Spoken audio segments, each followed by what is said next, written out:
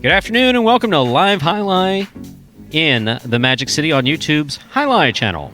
I'm Stu Nyman. I'm here with Andrew Bleckman, and we're pleased to welcome you to this Friday afternoon performance.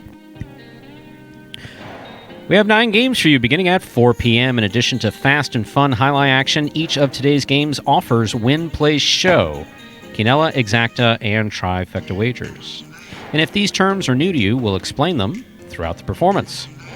We also have a pick 3 wager in Game 4, the high-paying High 5 jackpot that begins in Game 3, now back down to a $2,000 guarantee. It was hit in the matinee. $4,996 went in the matinee. That's a huge payoff.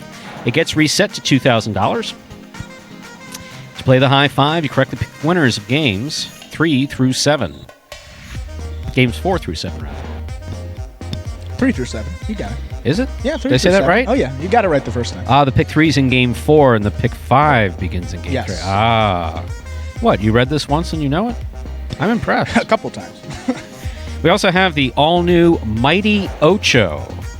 And for a little behind-the-scenes action with that Mighty Ocho, the powers that be. It's a committee of one. His name's Sure. Scott. It's a committee of one. Oh, sure. Yeah, exactly. Scott originally was playing with the idea of Crazy Ocho. I think Mighty's better. Just a stronger adjective. Obviously, you think Mighty's better because that's what he chose. And last time I checked, if we get a check, his name may or may not be at the bottom. So, brilliant idea. Brilliant idea. Genius. Genius. Mighty clearly outweighs Crazy any day.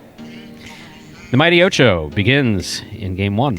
Online wagering is available at watchandwager.com, or if you're in Connecticut, mywinners.com. MyWinners is associated with Connecticut off-track betting. However, it's not necessary to place a bet to enjoy all that we have in store for you today.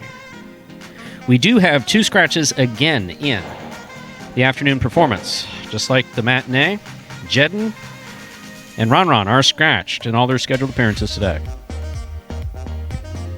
This is the one time in the performance where we run down the scratches game by game. If you're not familiar with the phrase scratch, a scratch occurs when someone that's been a player that's been scheduled to play in this afternoon's performance is out for either a medical reason or an injury, or is just not here, which is rare. But we do have 2 scratches. Both Jedden and Ron are out of tonight's program.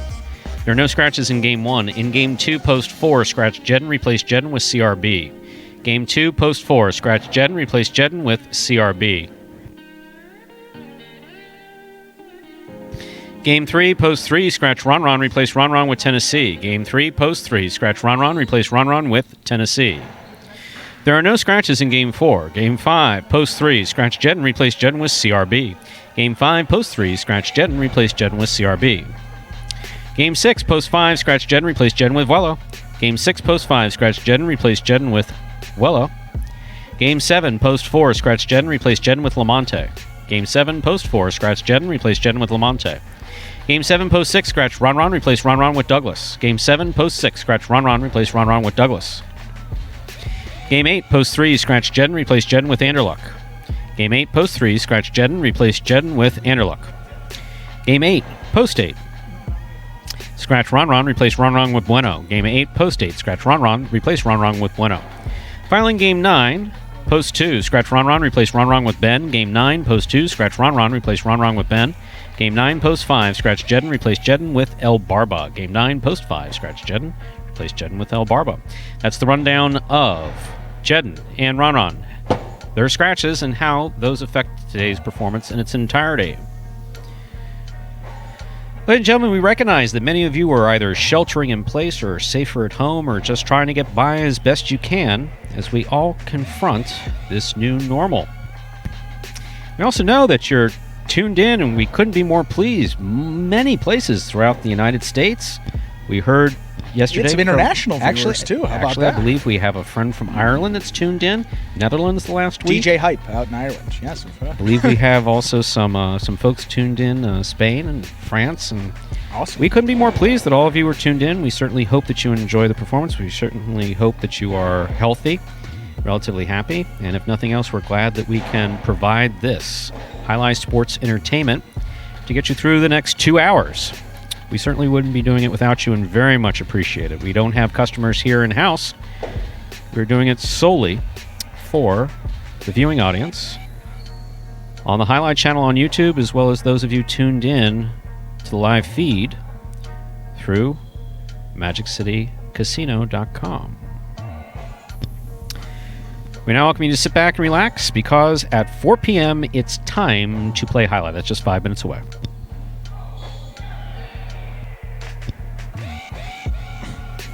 And we got a couple videos that we'll be showing throughout the duration of this afternoon performance. The first one for you all today, a little explanation about Spectacular 7 scoring. How does it work? Well, this video will explain it all. Here it is. Take a look. Spectacular 7 singles games are played with 8 players. Each player wears a different color jersey numbered 1 through 8 on the front. These numbers are traditionally referred to as post numbers. Post numbers are used to signify the order in which the athletes will play in a game. These numbers are also used for betting purposes. Don't be confused by the numbers on the back of our jerseys. Those are just for fun. Each game begins when the player in the post 1 red jersey serves to the player in the post 2 blue jersey. The served ball must land between the 4 and 7 lines marked on the court's side wall. If the ball lands between those lines, the serve is good and play continues until one of those 2 players wins that matchup. The player who loses the matchup exits the court and waits for his next turn at the end of the rotation. It's important to note that every game has 2 rounds. The first 7 matchups in a game make up round 1. Each matchup in round 1 is worth 1 point. Round 2 refers to all matchups that take place after the 7th and final matchup of round 1. The number of matchups in round 2 varies from game to game. And in round 2, each matchup is worth 2 points. The first player to earn 7 points wins the game. And that was a video explaining Spectacular 7 scoring. We're big into the alliteration here, Stu. We talked about the Mighty Ocho. There's no adjectives that start with an O. I'm trying to think. Oppositional? The oppositional Ocho? I just thought of an adjective that began with... You did do what I asked. We did get an O adjective. Oh, you wanted one specific for... The ostentatious Ocho. See?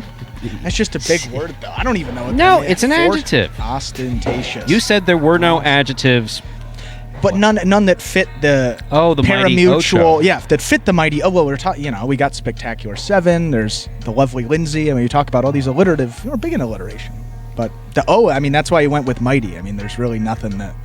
Mighty strong. There's nothing that English is tough. We were talking about that. Look, words are Scott weird. came up with it. It's an act of pure genius. No, that's all great. you have to know. I think period. Mighty Ocho. There's no, Scott's listening. There are no concerns with the Mighty Ocho, but we like alliteration. There's just Watching I can you see. dig I can your way out of this is just. It's I feel like I'm in holes. Yeah, it I'm is just priceless.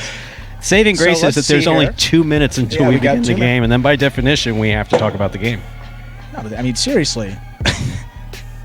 There's nothing that describes it. It's a Mighty Ocho. You got to pick 8 big numbers. Mighty big. It's the longest train of numbers. That's weird. You got to hit. So, it's Mighty. It's the largest not the largest jackpot, but the longest of the jackpots we got. So, makes sense. Mighty works. Good idea, Scott. we all enjoy it. 1 minute to go till we begin the afternoon performance.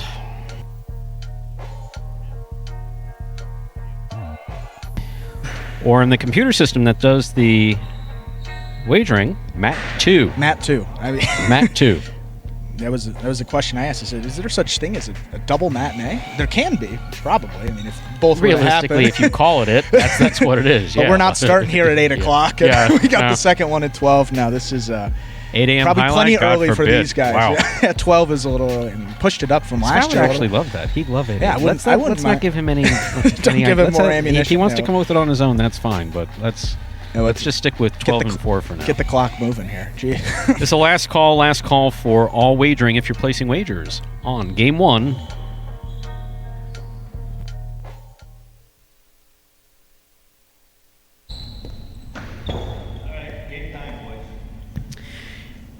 We are ready to begin game number 1, a Spectacular 7 singles match. This game is played to 7 points. All points will double after the first round of play. Serving in the red shirt of post 1, number 10, Juice. Receiving the blue post 2, number 9, Fred. Our first matchup of this afternoon performance has Juice serving to Fred.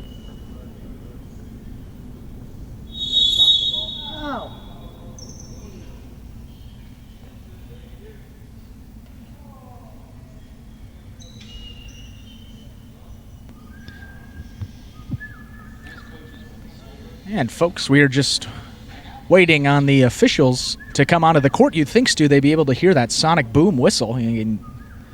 They're actually very busy. Nice adjective, but they're coming in now. They do a great job. Being a referee in Jai-Alai, dangerous, tough job. So especially they always got to be, especially no. here. It is definitely tough. That's why they have to wear helmets, of course.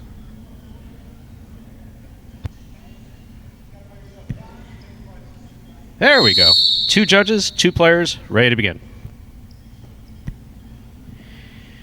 Juice serves as we begin game 1. Fred goes to the inside. Juice goes to the floor to make the rebote. That was nice. Ball tipped by Fred, point 1.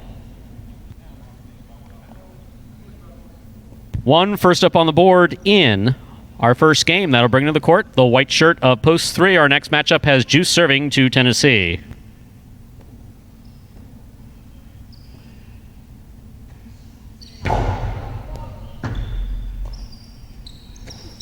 Strong backhand throw by Tennessee. Juice not making the rebote. The rebote is the rebound play coming off the back wall. Has to be caught and thrown in one motion. He missed that. Point 3. Green shirt of post 4 receives. Here's Lamonte.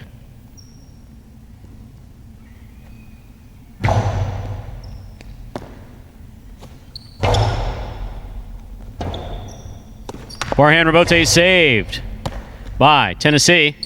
Lamonte plays it low and hard. Tennessee's there. That's a nice forehand rebote save by Lamonte. Here's Tennessee.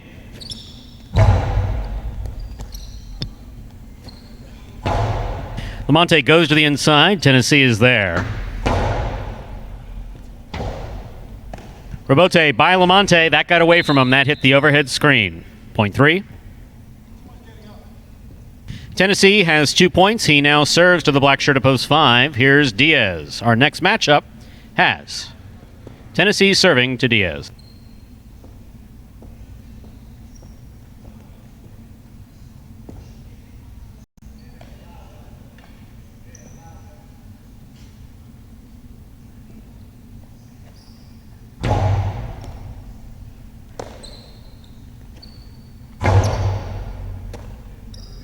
Tennessee on the backhand. Rebote left side to the inside. Tennessee's there. Hard to the inside he goes. Here's Diaz from the 10 line. Gets it nice and high. Over Tennessee's head. Tennessee for the rebote. Nope. That hit the pad. Point 5.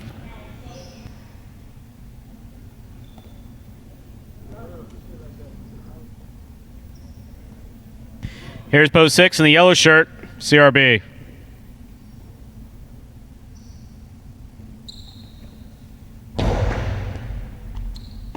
Catch on the forehand of CRB. Low and hard. Diaz is there. Forehand rebote saved by CRB. Here's Diaz winding up. Back to the inside he goes. CRB catches it in the air. Catch by Diaz. Karam does not open up. That ball's in the middle of the court. That 2-all by Diaz certainly opened up and scores. Point 5.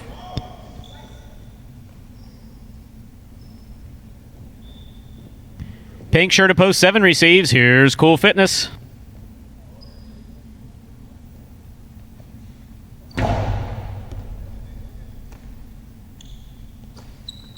Low, hard reverse by CRB. Diaz winds up on the return.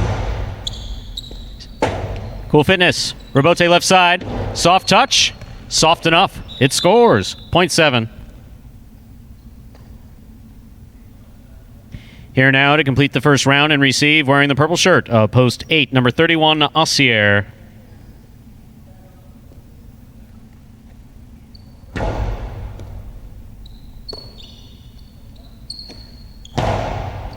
Catch by Cool Fitness. Ball tipped at the 10 line. 0.7. That completes the first round of play. All matchups are worth 2 points now through the end of the game. First to return in the second round, Fred, post 2.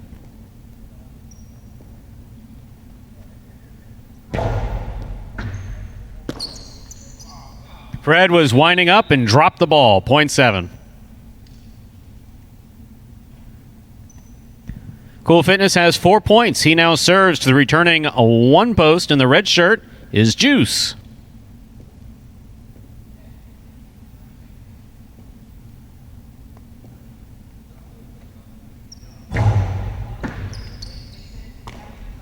Juice from the forehand.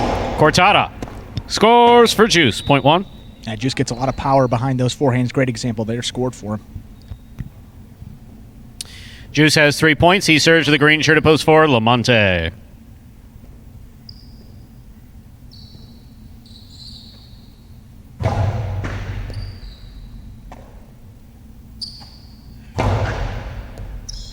Juice keeps it on the forehand. Got rid of it in time. Scores. Almost holding, but not quite. 0.3. 0.1, rather. Possible game point. Red shirt at post 1. Juice trying to stop him. Tennessee.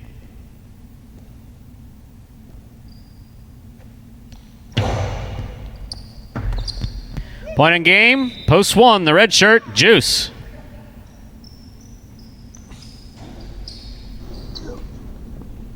One wins it. 7 comes in second. 5 serves to 3. This is show point.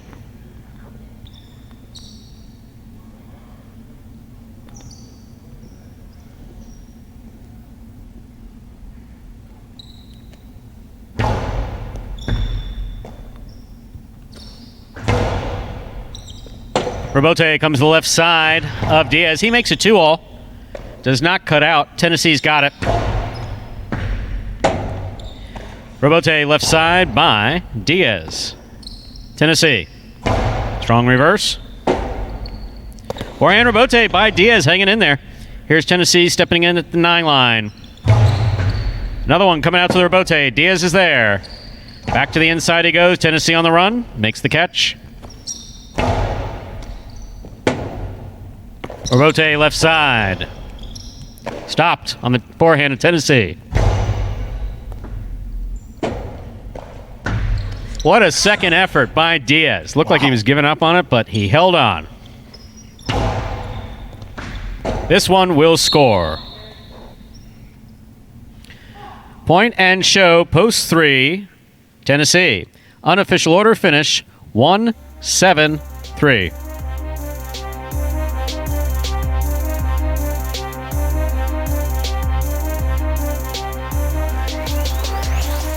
Results from Game 1 are official. Coming in first, post 1, Juice. Taking second, post 7, Cool Fitness. Coming in third, post 3, Tennessee. We'll have our prices in just a moment.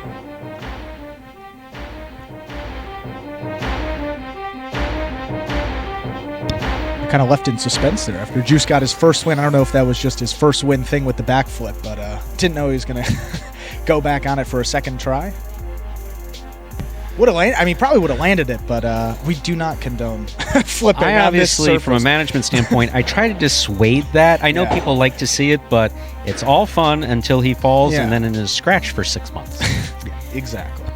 The Quinella 1-7, $42 even.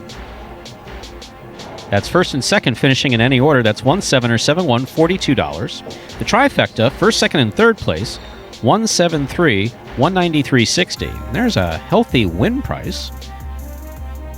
1 to win, returning $34.40. You always like to see your win, place, and show prices in the double digits. It's all based on the wagering and what the bettors are interested in. Obviously, the majority of our action is in what we call exotics, which are the quinellas and the trifectas, exactas.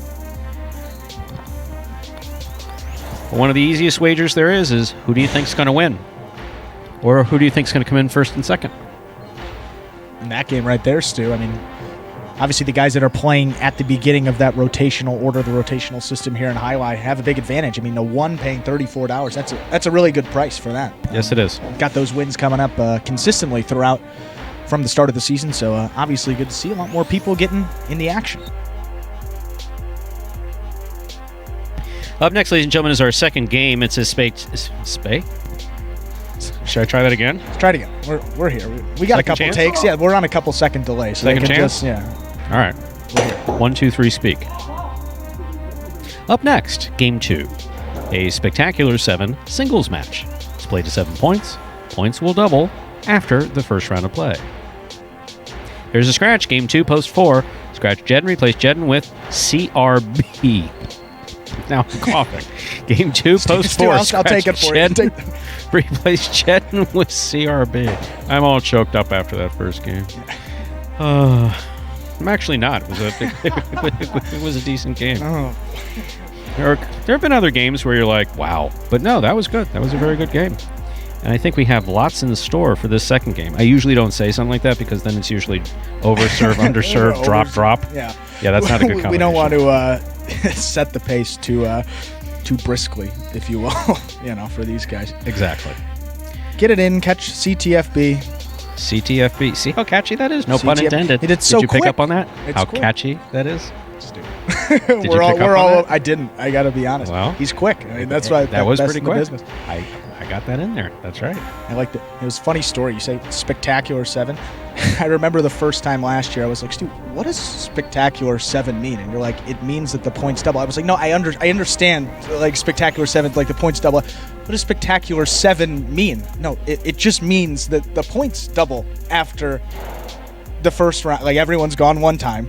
I can give you a condescending look, did I? I hate when I do that, but sometimes I just can't. It was just so. It happens. No, I mean, there's something you think, everything you do, it's like, oh, what's the deeper meaning behind this? Like, why is it spectacular 7? It's got to be like some, comes from like all these years I'll be back. honest with you. No, sometimes people think I'm being difficult, and I can definitely. I mean, I'm as moody as they come. There's no question about that. But no, sometimes I'm just standing there not thinking anything, and have resting jerk face, if that's such a thing. No, but I didn't take it that way. It's just funny for the people out there. There's no deeper meaning to a lot of these things. Spectacular 7 literally just means the points double after everyone is gone one time. Same with Scott. Much like Scott with the Mighty Ochas. Yeah. Someone spectacular itself. 40 years ago was sitting there and went, great, terrific, wonderful, spectacular. That works. Spectacular. And we've been looking at it in highlight programs ever since. Yeah, spectacular. It's just the word spectacular. Spectacular 7, the number indicates how many points you play up to. So spectacular 7, you play up to 7, and then we have spectacular 9, which is that final game you played at 9. So the number just indicates how many points you play up to. Spectacular, obviously, jokingly say the play we hope is spectacular, but it just means that the points, that's just the term for it in Ireland. For those of you that are new to the signal, we have a couple different groups of players you're going to see. These early games, or the first game anyway, it's one group of players, the equivalent of AA elsewhere.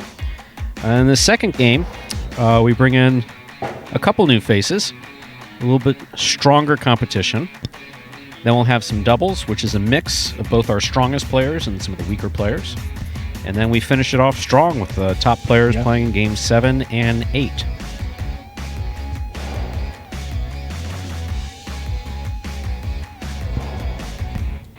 In 2 days back-to-back, we've had questions on the stripe on how Barbara says. So let's preemptively say it's just tape. And we probably should have gone with a different color tape. It's just there to reinforce his cesta. But he needed to do it in between 2 games yesterday, and it's the first tape we grabbed. Just that simple. Means nothing. 2 minutes. We have 2 minutes. Placing all wagers in Game 2. Game 2 is 2 minutes away. There's a scratch. Game 2, post 4. Scratch Jedden, replace Jedden with CRB.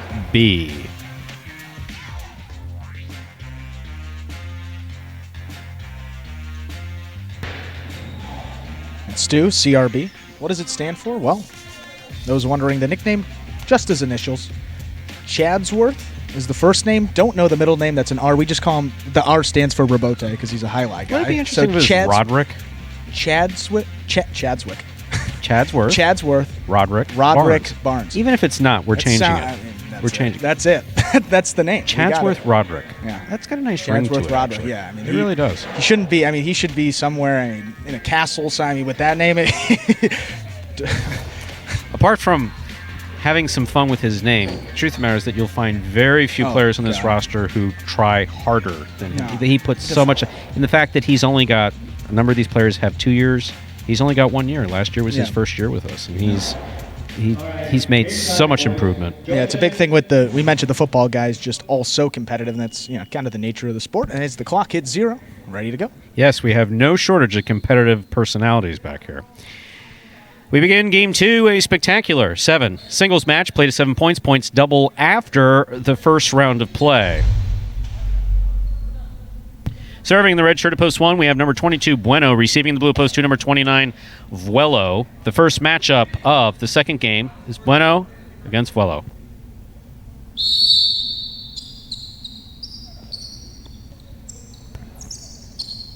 Bueno serves. We begin Game 2.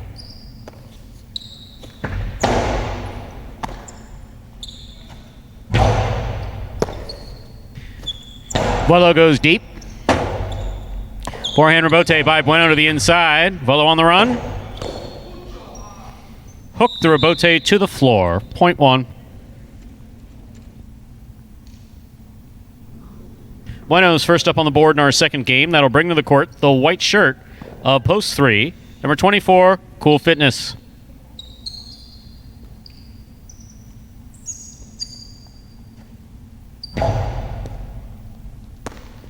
Cool Fitness dropped it off the serve. Point 1. That'll bring to the court the green shirt of post 4. Here's CRB.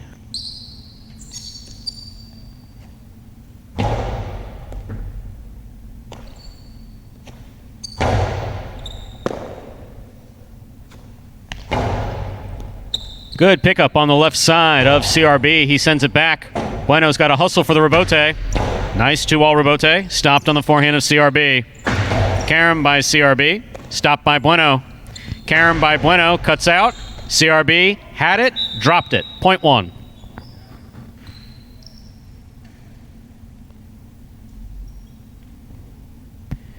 Now receiving the black shirt of post 5. Here's Ben.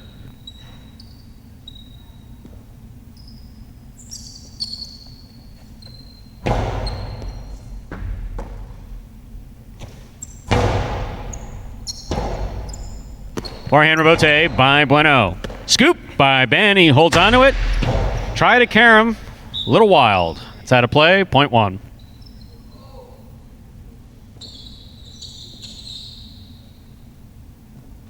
Bueno has 4 points. He now serves to the yellow shirt of post 6. Here's Anderluck.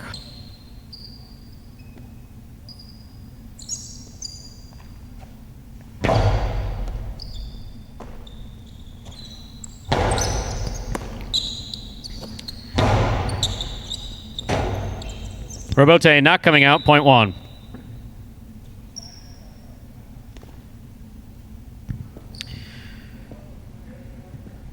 Bueno has 5 straight points. He serves to the pink shirt at post 7. Here's El Barba.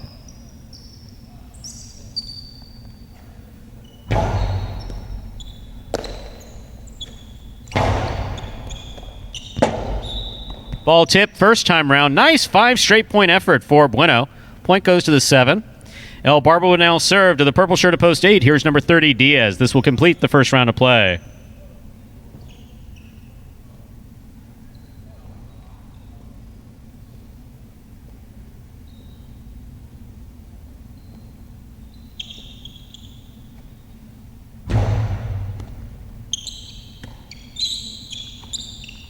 Powerful forehand. Throw by Diaz. Barba's there. Diaz makes the catch on the forehand again. Carom, little wide. Point 7.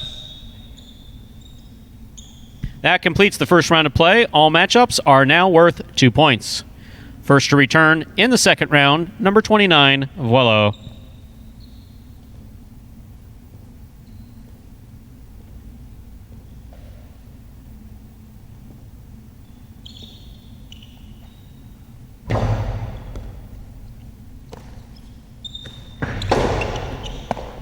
Reverse 2-all scored off the tip of El Barbacesta, point 2.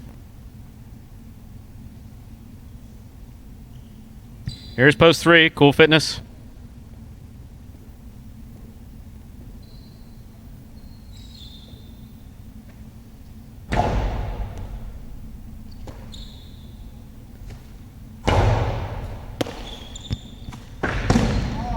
Nope. Nope, nope, nope. Yeah. That's all I need to say there. That's just bad. Point 3.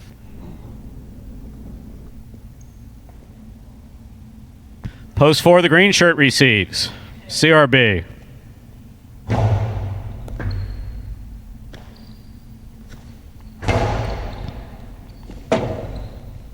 That's a nice rebote. Trying to put it just above the pad. A little too soft, it missed. Point 4.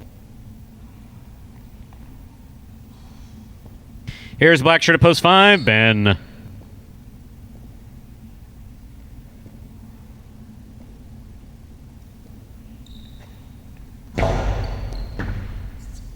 Ben moves up, made the catch. Nice backhand to the inside.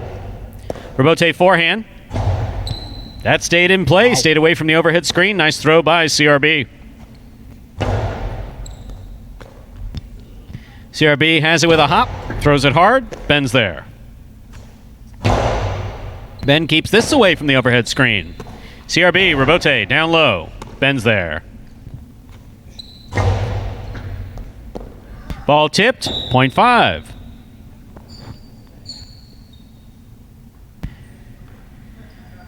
Here's post 6 in the yellow shirt, Anderluck.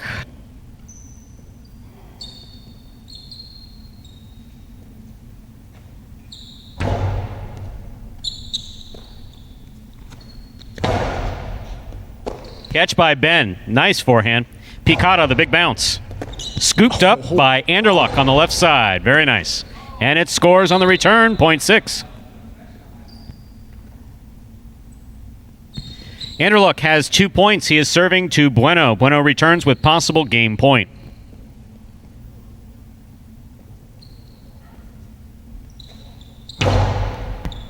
Hard serve by Anderluck. Here's Bueno. Good catch by Anderluck. Hard throw to the inside. What a catch by Bueno. Rebote missed. That is point and a well-earned game to the red shirt at post 1. Bueno.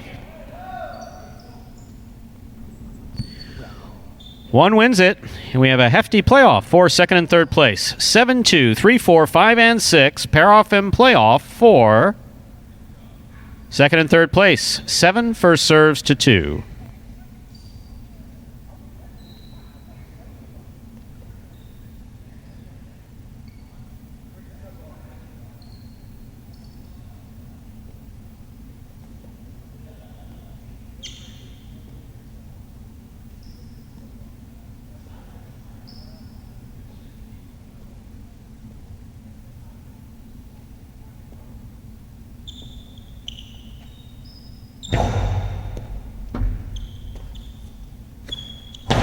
Nice throw by Vuelo.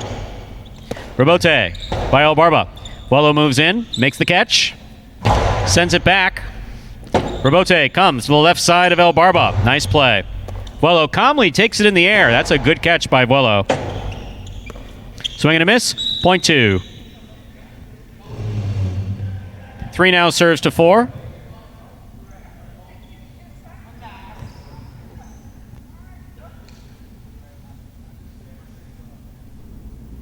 Can't throw myself out of position.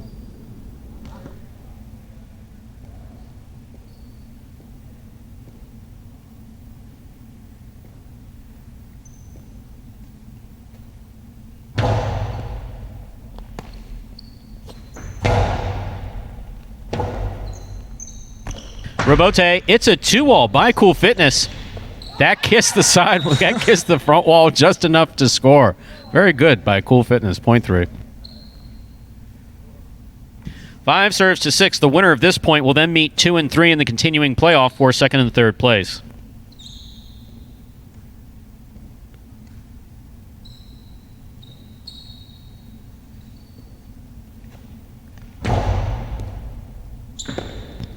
Point 5. 2, 3, and 5. Now play off for place and show, second and third place. 2 first serves to 3.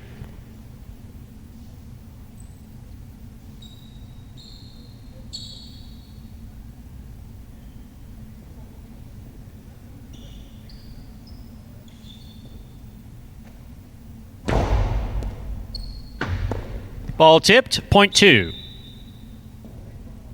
Possible place point for post 2, Vuelo. Trying to stop him, Ben.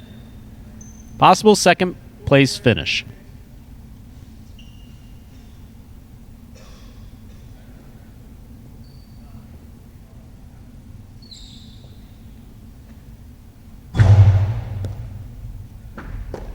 Good catch by Ben. Hard backhand. Rebote by Vuelo. Caught by Ben. Scoop by Vuelo. It's a backhand 2-all. Ben's on it, showing a lot of control. 2-all there. What a catch by Vuelo. No, you had to take that one. Try to take it in the air, Ben. Spin, yeah. At point and place. A well-earned second place finish for Vuelo. 3 serves to 5. This is show point.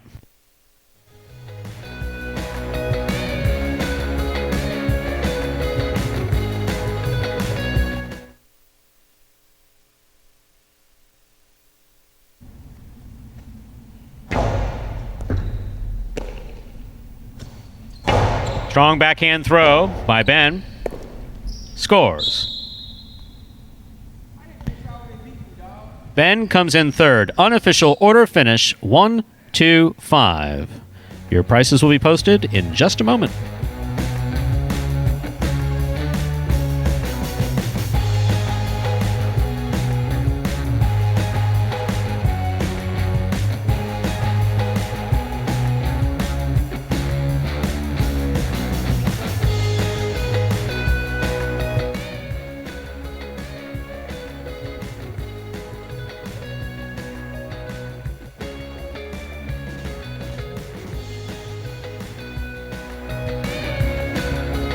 Results from Game 2 are official. Coming in first, post 1 was Bueno. Taking second, post 2, Vuelo. Coming in third, post 5, Ben.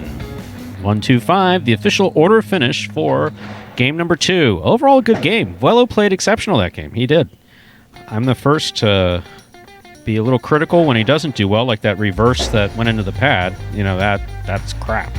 But, no, when he does well, Absolutely. deserves to be praised, and he played very well. It's just a matter of focus for him, and he was really focused that game and brought down one pretty much from the ceiling. And that's Vuelo, man, a flight. Got up there, brought that one down, one along the wall too. So, really good play for Vuelo there. Hope he, uses that and propels him forward for the rest of the day, because when he does it and when he plays that well and really focuses, you're talking about it, he's a really good player. Yes.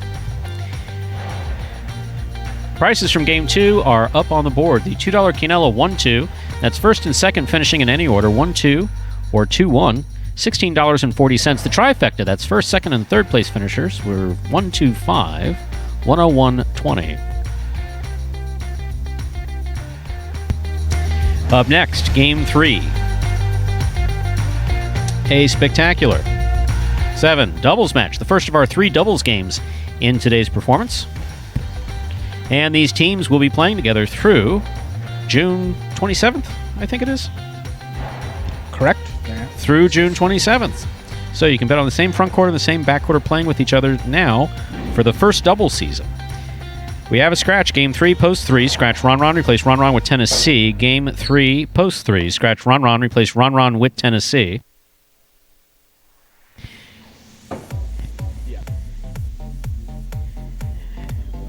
And Andrew, if I'm not mistaken, I heard something in my ear saying something about winning and losing. Yes. We've had this video. A couple of you may have seen it by now. Winning and losing, how to win, how to lose in the sport of Jai-Alai. It's just a few rules. You have a video explaining them all. Here it is. The main rule of Jai-Alai is simple. Players must catch and return the ball in one fluid motion. Sounds easy enough, right? So how do you win? You can win a matchup simply if your opponent overserves, underserves, or serves the ball out of bounds. On the flip side, your opponent wins the matchup if the serve is so good that you fail to catch and return the ball to the front wall. If your opponent fails to catch the ball before it bounces twice on the ground, or if your opponent's cesta makes contact with the ball but doesn't catch it, then, in both of those cases, you win the matchup. You can also win a matchup if the ball bounces around in your opponent's cesta during an attempted catch. This is called juggling, and it's illegal in Jai-Alai. Another way to win a matchup is if your opponent throws the ball and it lands out of bounds on its return from the wall. The overall game strategy for a Jai-Alai player is to make it difficult for an opponent to reach the ball in time or to execute a rebuttal play.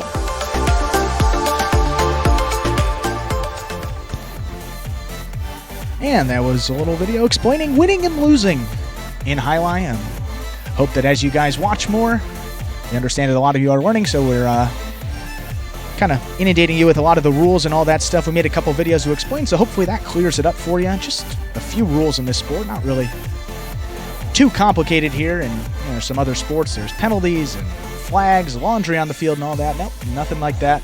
Here in Jai-Alai, just pretty much simple. You got to catch the ball, you got to throw it. And if you don't do that, you're more than likely going to lose the point. And going back to last game's winner, I'll check the single standings now. Number 29, Vloa. I mean, we're talking about his development as a player. Last season, I don't have the numbers right in front of me, Stu, but I believe it was somewhere between 20 and 30 singles wins on the year for Vloa. To start 2020, we've been playing, this is the third week now, and that was win number 9 for Vloa. So he's already almost halfway to where he was last season, showing a lot of improvement, and that's something we talked about in the beginning of the season. He was dealing with a lot of injuries those first few years, which kind of stunted, his development as a player. No, and it's also injuries are one thing, and it's also difficult for some people who are in fact watching. Some people that I've actually known for years or known of around Jai-Alai. These players didn't, for the most part, these players didn't spend years playing amateur. They were introduced to the sport late. They didn't hold out hopes of playing professional Jai-Alai. For some of them, it's something that came along. It was a program that we were putting together where we wanted to train players from scratch. We obviously had the option of picking players with experience in Jai-Alai, either professional or even out of the amateur ranks. Mm-hmm. But we chose to train players from scratch, this particular type of Jai-Alai. And so with Velo, it's hard to have someone understand that, look, if you keep yourself healthy and you actually put forth the work and you put forth the effort, that you can play well. Yeah. Obviously, it's like anything else. Not everybody is going to play as good as the best that we have here. Right. Some people aren't, who are playing aren't, they don't have a lot much more room to grow it, exactly, to improve. But for the most part, the one thing that there is no shortage of is effort. I mean, and we talked about this in the matinee, is that when you see guys rolling over on top of their head to try to make a rebota, it may not be pretty. Right. And look, I know the difference. Yeah. But as far as effort is concerned, and if I don't bet on, I've never placed a bet on Jai-Alai, but if I did, who do I want? Yeah. Do I want the guy who throws a magnificently beautiful form on his forehand rebote and throw outside placement and do all this? Or I think that's nice. Or do I want the guy that's going to go head first into the front wall trying to get to the ball? Yeah. If I'm betting, I'm more inclined to go for the guy who's going to go head first on the front wall. Yeah, that's exactly right. Now, if you have both, that's great. And we're not there yet. Right. We're just not there yet. Yeah. You're 4. Yeah. Guys with decent form who go head first in the perfect. Yeah. But with the average 3 to 5 years of amateur experience before turning professional, we're not there yet. We're getting there. Yeah. And I think that's just the competitive nature of a lot of these guys. They don't. You're saying, get diving, helmets flying around. It's not really what you see in Jai-Alai, and it's just their nature playing other sports, football, basketball, baseball. You're diving all over. There's a lot of contact. So you come to Jai-Alai, and it's not really a contact sport. And for these guys, they're kind of used to it. So diving to make a catch, may be difficult for someone that's played Jai-Alai their whole life. But for these guys, they're kind of used to it, flying all over the field in whatever sport they may be playing. So, and as we discussed, I think opening day or one of the first 2 days, one of my big pet peeves is reaching for the ball on the left side with one hand, where you got to put one hand on top of the other one. Stylistically, it's not good, but for some of the baseball players, it's natural to reach out like that. So it's hard to advise them against nature, but the likelihood of catching the ball on the left side with 2 hands is just that much better. Right, and scooping in baseball, I mean, you have a much bigger area to catch the ball with that glove. So you can see why a lot of those baseball guys kind of have a tendency, you see their hand kind of, I don't even know how to describe it, like they're picking it and like whipping their hand You're in like a motioning circle. Tennessee. I mean, I don't even know who you're talking, but I can see. I can see exactly. Right, you can see, but it's unconventional for highlight, but it looks cool when guys do it, and sometimes it's just a matter of, you can move and be in the right position, and you wouldn't even have to scoop it. And as they go on and improve more, I think that you're gonna see less exaggerated scoops as they're in better position. Our first doubles game is just a few minutes away. Actually, make that a few moments away, because we're ready to begin Game 3, a spectacular 7 doubles match, the first of our 3 doubles games in today's performance. This game is played to 7 points. All points will double after the first round of play. Serving in the red shirts of post 1, Fred and Ikeda, receiving the blue 2, Asier Kubala.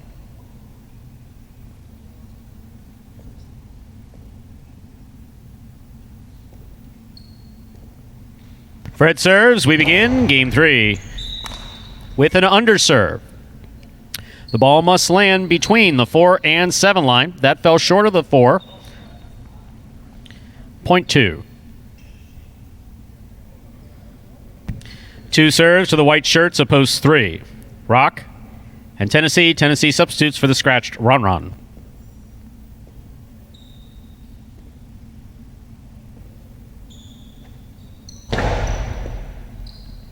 Tennessee moves up to make the catch. Sends it back over Kubala's head. Robote left side. Missed. Point 3.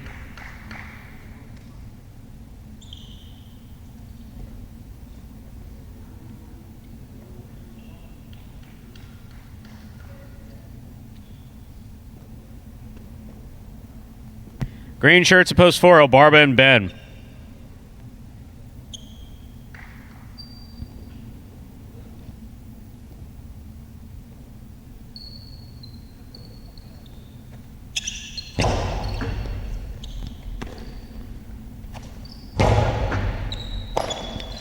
Talking about that one-handed grab, yep, he somehow held on to it.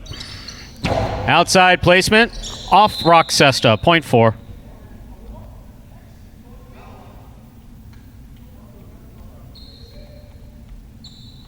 Black shirts of post 5 receive, Lamonte and Douglas.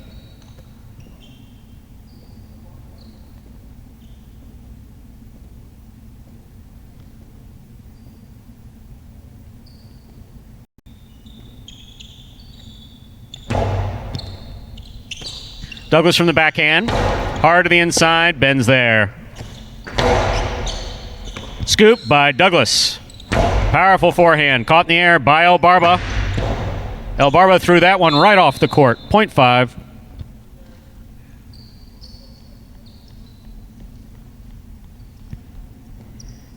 Now receiving the yellow shirts of post 6. Juice and Carballo.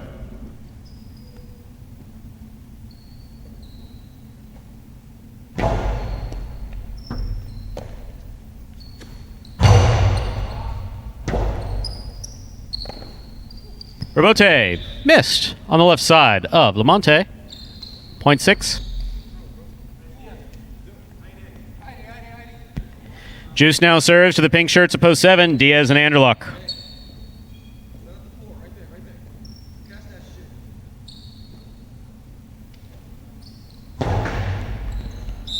Underserved by Juice. Point 7.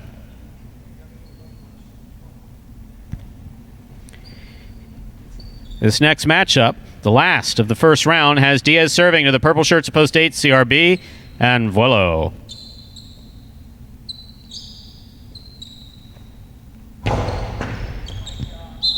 That's an overserve. Point 8.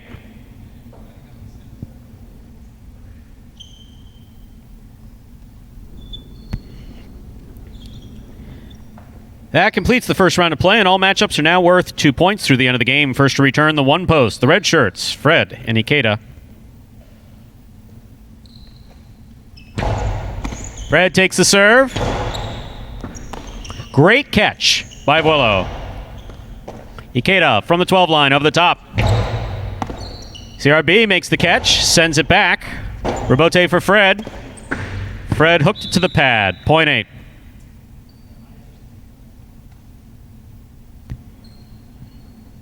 CRB and Vuelo have 3 points. They serve to the blue shirts of post 2. Asier and Kubala.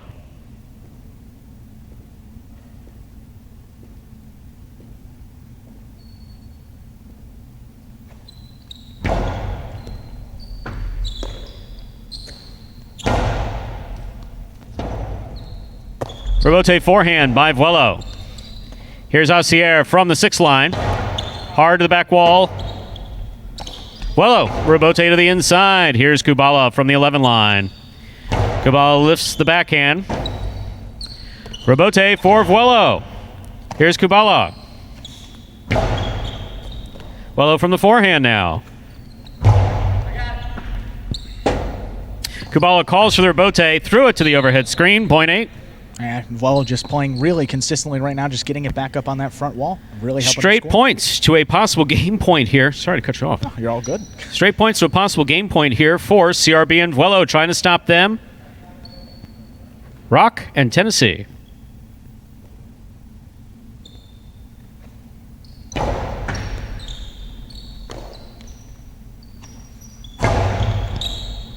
Vuelo tipped the ball at the 11 line. Play will continue. Points to the 3.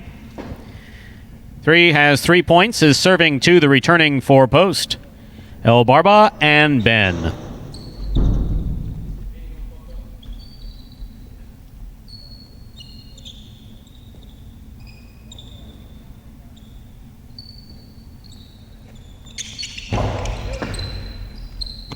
Ben from the backhand. Hard, straight to the back wall. Rebote on the side wall.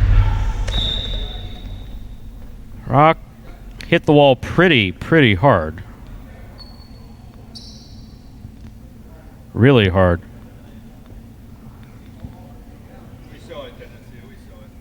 Point 4.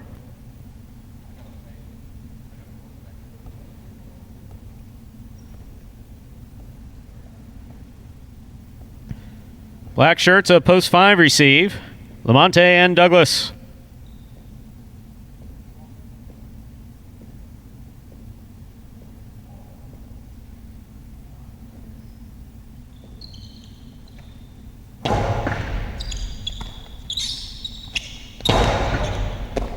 Great catch by Ben. Douglas on the backhand.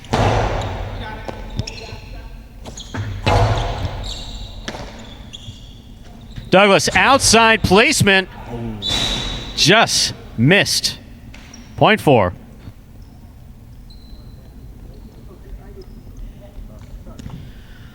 Possible game point, green shirts of post 4. El Barba and Ben trying to stop them. Post 6, Juice and Carballo.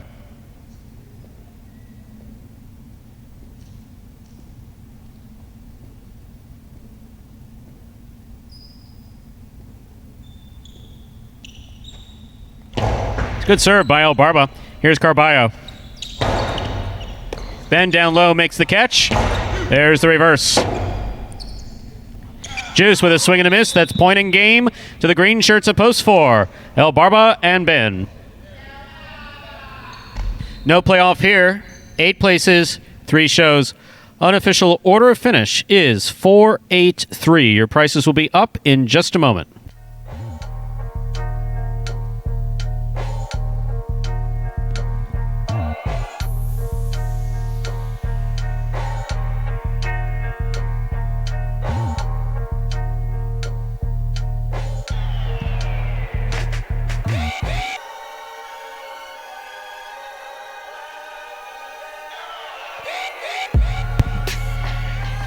Results from Game 3 are official. Coming in first, Post 4, El Barba and Ben. Taking second, Post 8, CRB and Vuelo. Coming in third, Post 3, Rock and Tennessee.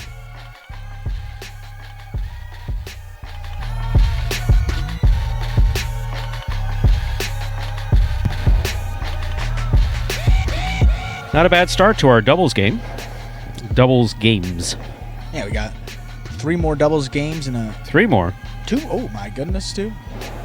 You're right. Only 2 See more. how easy it is, Andrew? it's See how easy it is to lose track of what's you going forget. on? Oh my God. 2 Then more. as you get older, with every decade, it's the keys, then it's just goes on. Not looking forward to No, it. then you're in your garage one day and you're looking around saying, what the hell am I doing in here? I'm telling you, it happens. It's scary. It's really life scary. comes at you fast. Yeah. I spent literally almost 5 minutes looking for my keys the other day. They were hanging out of my mouth. That's tough. Okay, yeah, that's bad. nothing That's to really say. bad. That's really bad. Oh boy. Well, prices. Yeah. Am I making you nervous? The $2 quinella 4-8. That's first and second in any order. Rolled around. See, it already disappeared. I didn't see it. Trifecta 4-8-3. First, second, and third in any order. 4-17 even. The quinella 4-8. That's 4-8 or 8-4. That's $84 even. There's consolations in the exacta. 4 all and all 8.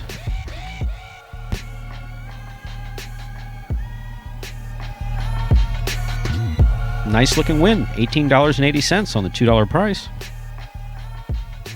Up next, ladies and gentlemen, is Game 4. Spectacular 7 singles match. Played to 7 points. All points double after the first round of play. There are no scratches in our fourth game. We have 2 scratches throughout the performance, but there are no scratches in our fourth game. Game 4 is scratch-free. Post time for Game 4, just 8. Count them. 8 minutes away.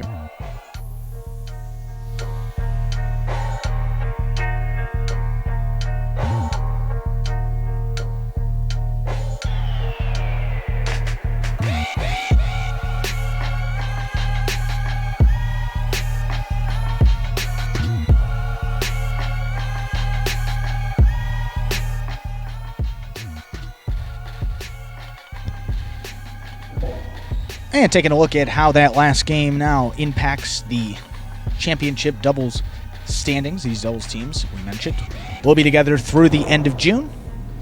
And the only way you get a point is just win. So that's how we're keeping our standings. Every win is 1 point. And at the end of that, the team with the most wins will take home first place in that championship doubles tournament. That's $10,000 to first place, $5,000 to second place.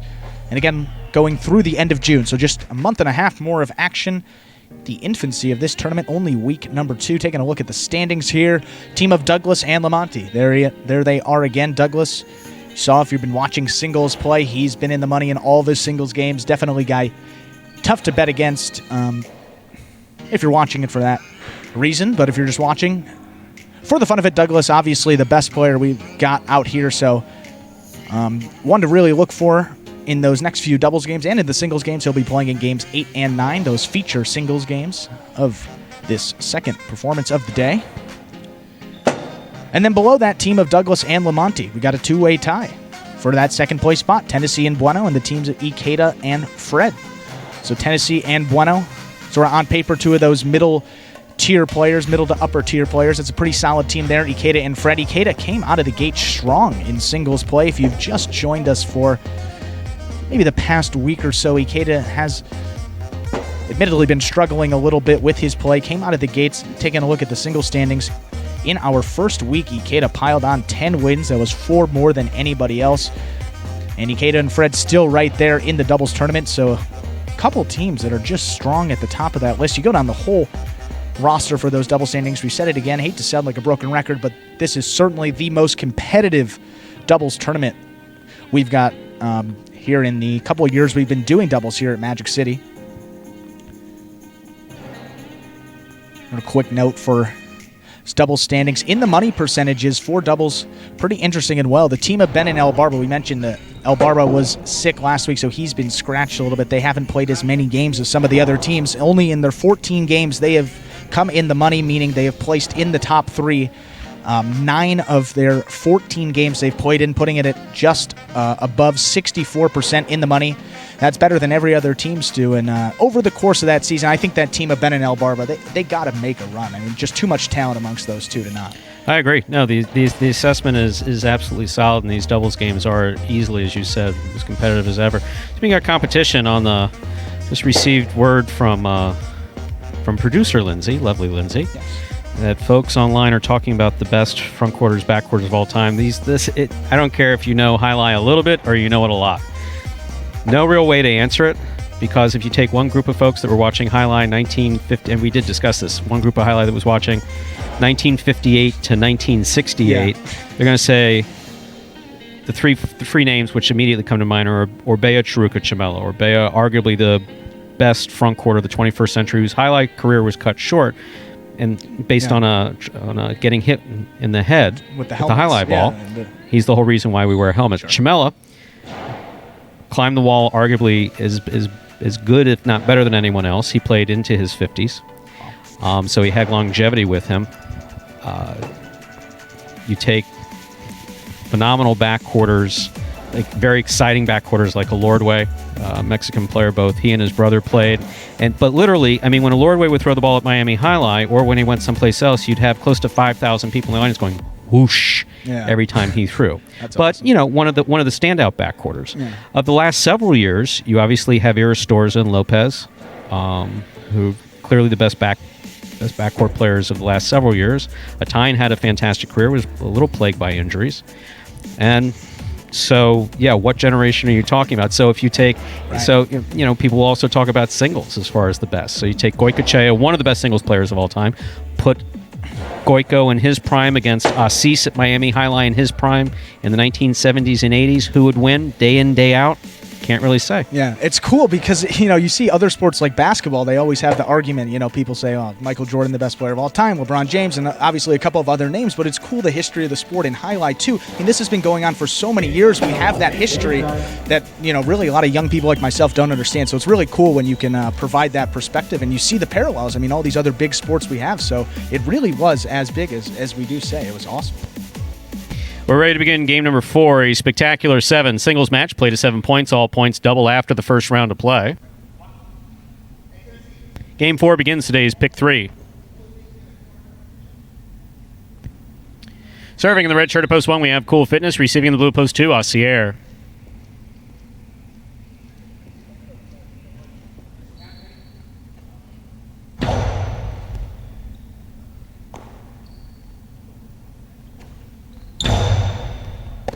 Ball goes off the tip of Cool Fitness Sesta, point 2.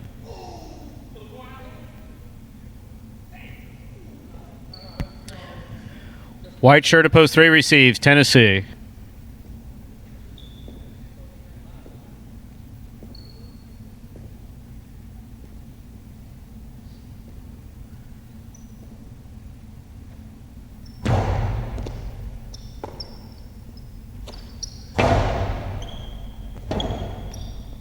Aussier with the forehand rebote.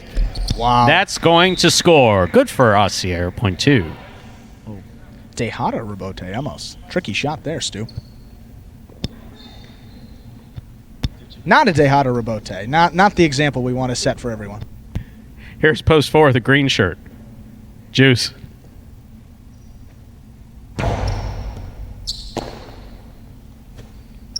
Juice with the cortada, stopped on the left side of Aussier. There's the backhand. Ball tipped. Point 4. Our next matchup brings to the court the black shirt at post 5, Fred.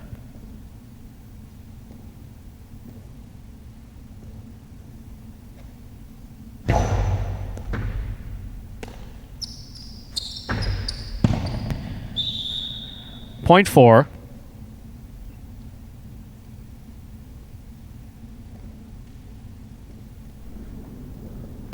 Yellow shirt at post 6 receives. Here's CRB.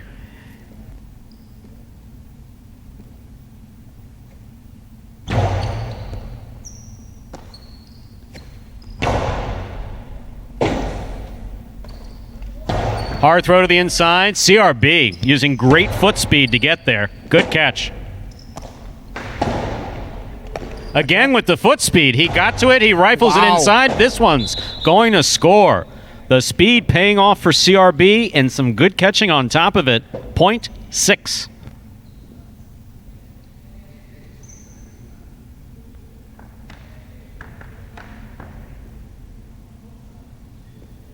Here's Willow. Pink at post 7.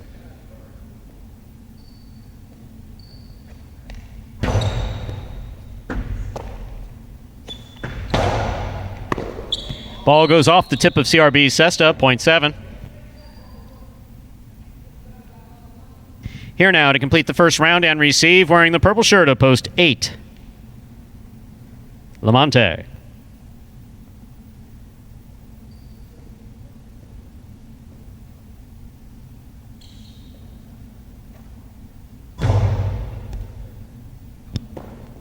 Ball tipped off the serve, point 7.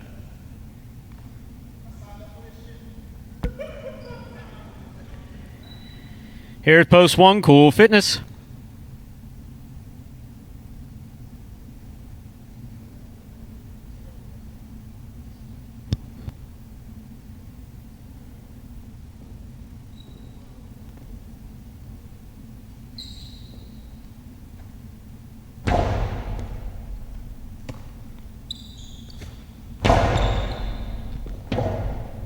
Robote left side, too hard, off the court, point 1.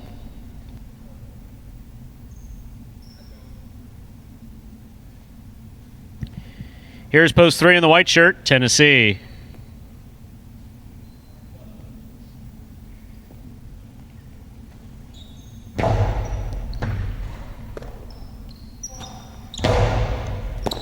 Ball tipped on the left side of Cool Fitness, point 3.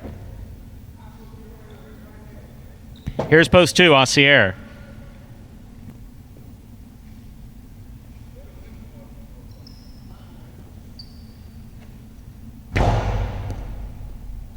Excellent catch by Ossier.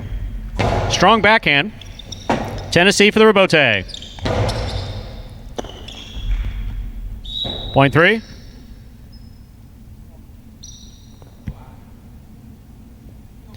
Tennessee has 4 points. He serves to the black shirt of post 5. Returning to the court is Fred.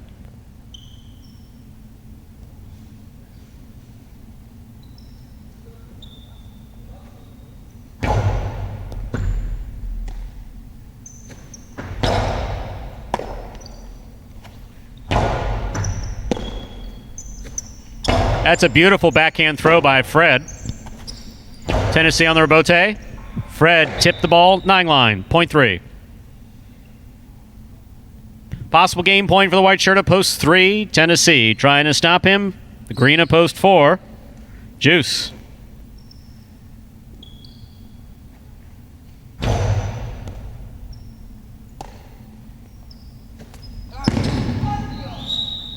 Yep. Point in game, white shirt of post 3, Tennessee. The Cortada attempt fell short, way short.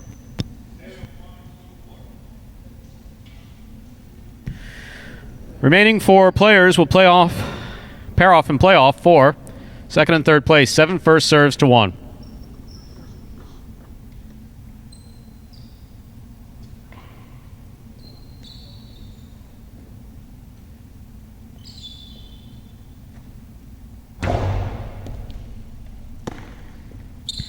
Point 7. 2 now serves to 4. The winner of this point meets 7 in the continuing playoff for second and third.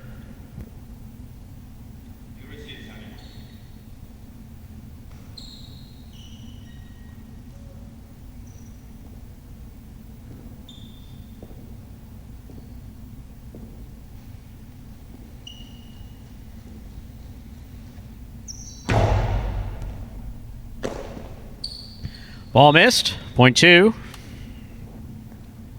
7 serves 2. This last matchup of the game has Wellos serving to Assier for second and third place.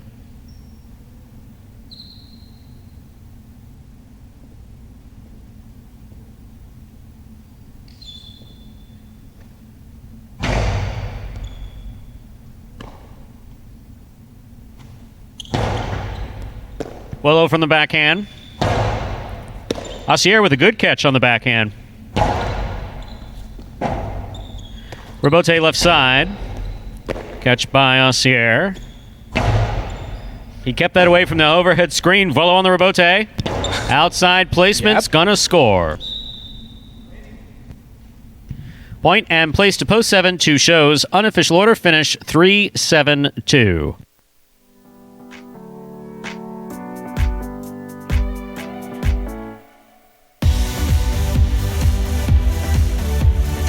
Results from Game 4 are official as posted. Coming in first, Post 3, Tennessee. Taking second, Post 7, Vuelo. Coming in third, Post 2, Aussier. And as we await the prices, I'll tell you from our conversation before, Andrew, there's no conversation in highlight, or I guess other sports too, that gets the spices started, much like a conversation. All-time debate. I mean, in basketball, Jordan. You don't know what you're talking about. He couldn't hold his jock. Like, I love it. What? It's just awesome being. And there's no way to actually, the one of the best rivalries of all time, Joey Boulevard. Yeah. They only played on the same roster one time in Hartford, Connecticut for a few months. The rest of the time they played at other frontons, would match up in special tournaments. So you didn't see day in and day out. Yeah. Other times we're talking about players of different generations. Yeah. For me personally, Assis was the best singles player of all time. Yeah. Just was. We were talking after we mentioned this on the air. It's just cool, the history of the sport. Someone that's my age, doesn't really understand. Highlight was kind of, in the 90s when I was born, wasn't really popular in Florida and Connecticut. It was around in some states, but, and you see this, like basketball, baseball, there's so many parallels to all these other sports, and it's really cool when you dive into the history of this sport. There really is a unique and rich history to it, so that's there awesome. Definitely is. Oh, yeah. One thing consistent, prices. Prices always come up after a game. That's one thing unique to Highlight. Quinella, 3-7. That's 3-7 or 7-3, $15. The trifecta, 3-7-2, $154.80. There's another respectable win price, $21.21. That's a $2 wager on the 3 to win. Return $21.20.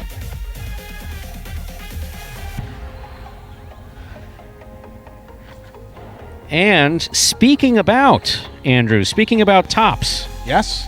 How about if I'm not mistaken, in the off-season, you sat down with video and you put together a top 10 Rebotes from 2019. They put me in a dark room and they said, you got to make all these top 10 videos, all the film. You can't come out till it's done. They're finally done. I'm going to pay you the ultimate compliment, at least for these two tables right here. You didn't ask me anything. You didn't say, hey, what do you think about this one versus... Didn't even call me. I didn't even see you for months after the last one. No Highlight personnel involved in the decision with these top 10, so any complaints can be taken directly with me. Not the point. You did a great job. These top 10 are really awesome Rebotes. It's cool. Take a look, guys, for yourself.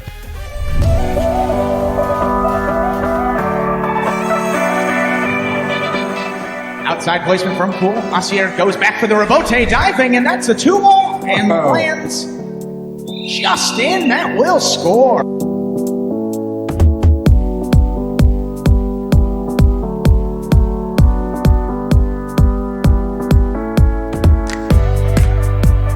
Goes in from the 4 line. Outside placement stopped by Willow. Willow plays it back. Bueno, what a Rebote save on the left side.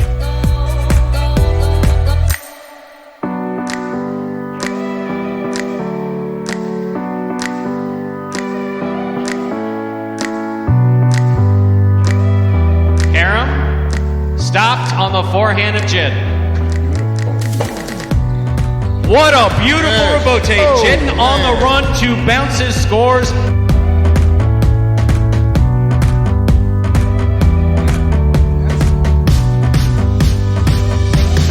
Guys play like the 50.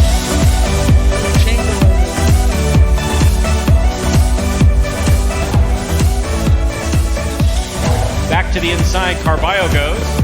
Douglas with the blind save. Wow. Just lobbed it up under his arm. Man.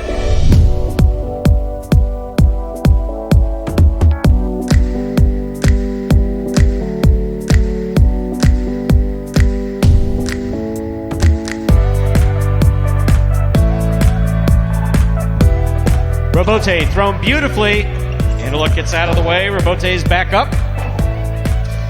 What a fine effort. This is a 2-ball. El Barba on the run. And it scores.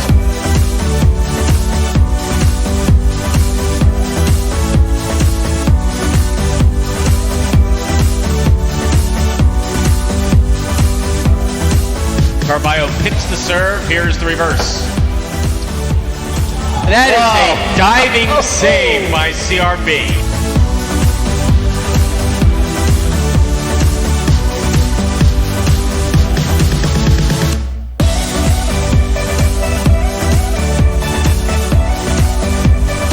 Somehow gets rid of it in time without holding it. Here's Anderluck. Carballo diving save. What a fantastic rebote thrown by Carballo.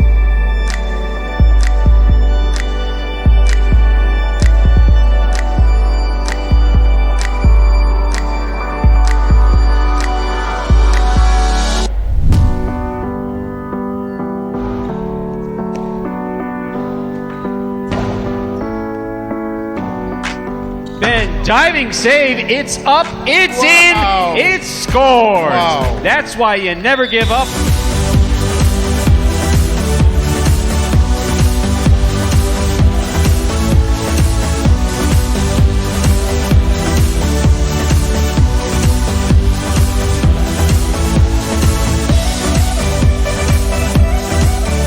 Big left side, takes an interesting hop, goes to the outside. There's Douglas.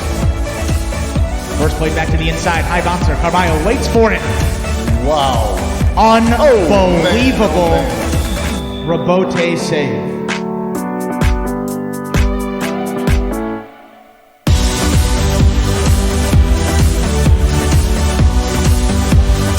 Carballo's there. Sidearm carom, split placement.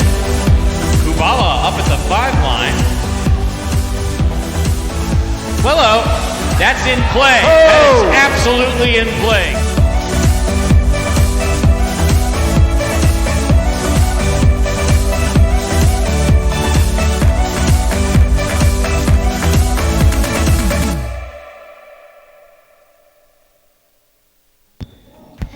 And we are back. And so those were truly spectacular. They really were. Yeah, those are the best of 2019. So all from last season. We hope you guys enjoyed. We got a couple more of those coming your way. So stay tuned. More done without asking my opinion on anything. Meanwhile, Shameful. which, be honest, no, it's not shameful. It's actually the way it should be. You've done an excellent job with that. With everything. Thank you, Stu. So, before we were talking about Spectacular 7 scoring and super fan Dennis G. We'll just call him Dennis G. Yeah. Who's responsible Anonymity for is dragging Lamonte here last year after Lamonte was set to enjoy retirement after the Coast Guard, and he said, "Nah, why don't you play Jai-Alai?" So, not very stressful. but Dennis would obviously bring his family and get VIP tables our first year, and we can't wait to welcome him back. Actually, once all this shutdown is finished, but he chimed in. UM developed Spectacular 7 as a way to differentiate the previous scoring called American Elimination. How about that? I mean, you can just learn everything. You don't need Google. There was You got at the time. I mean, think about there wasn't that much in South Florida. UM, Miami Highland. That was That's it. Exactly. There was a beach, a couple cars. It's developed. Exactly. The sport out. Thank you, Dennis. Appreciate that clarification on the development of Spectacular 7. I mean, and Stu, you mentioned it's awesome the wealth of knowledge these fans have. I mean, compared to some other sports, I mean, you put it up there with baseball, basketball, football. I mean, I've seen the same amount of knowledge that people have pulling out names from years, previous. It's cool to be a part of, this whole the whole sport. I mean, Jai-Alai really is a community, if you will. Yeah. It is definitely. Jai-Alai is a community with loud relatives. I guess is the best way to put it. That's fun. Exactly. It's like after that Thanksgiving dinner, someone's going to bring up politics. You have fun, but who was you're the like, best? Oh my God. You don't know what you're talking about. We're ready to begin. Thankfully, game number 5, a Spectacular 7 singles doubles match. Played to 7 points. Points double after the first round of play.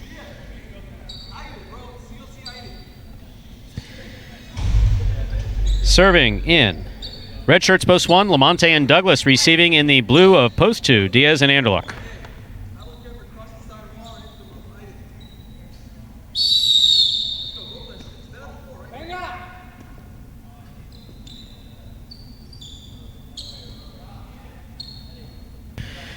Lamonte serves. Game 5 begins with Diaz taking the serve. What a great shot by Diaz. Dejada off the serve. Dejada, for those of you new to Jai-Alai, is soft touch. Drop shot to the inside. Beautifully played. Point 2. Diaz and Anderluck first up on the board in our 5th game. That'll bring to the court the white shirts of post 3. Cool Fitness and CRB. CRB substitutes for Jedden.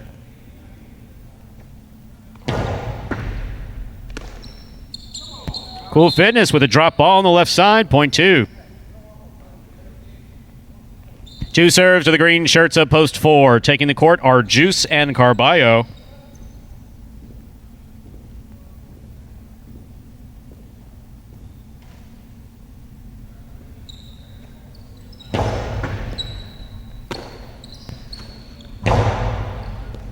Great catch on the backhand of Anderluck. Here's Carballo. Karam by Carballo.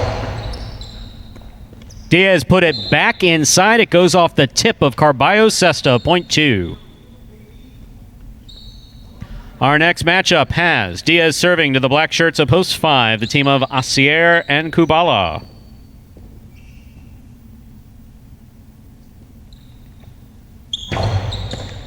Asier grabs the serve, sends it back. Forehand rebote missed. Point 5.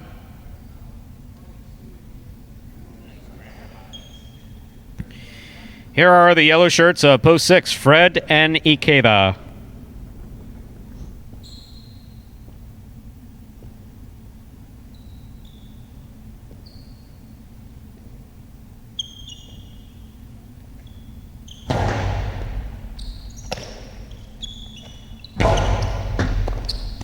Ball tipped, first time round by Kubala, point 6.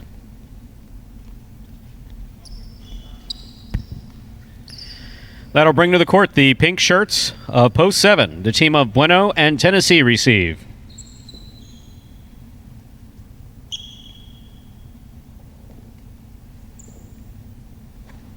It's a good serve by Fred. Ikeda from the forehand. Bueno moving cross court to make the catch. High and hard to the back wall. Fred for the rebote. Fred missed the rebote, point 7.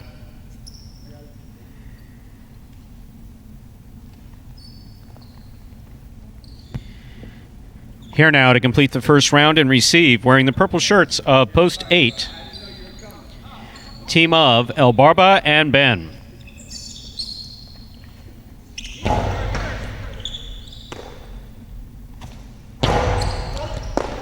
Ball missed by Tennessee, point 8. That completes the first round of play. Wow. The first round of play. All matchups are now worth 2 points. First to return the one post, Lamonte Douglas.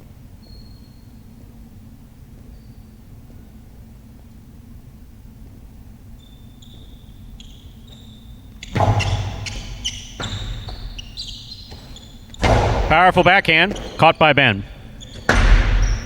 Karen by Ben, thrown off the court, point 1.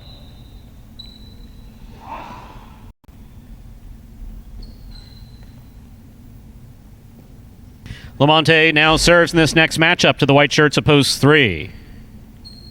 CRB and Cool Fitness.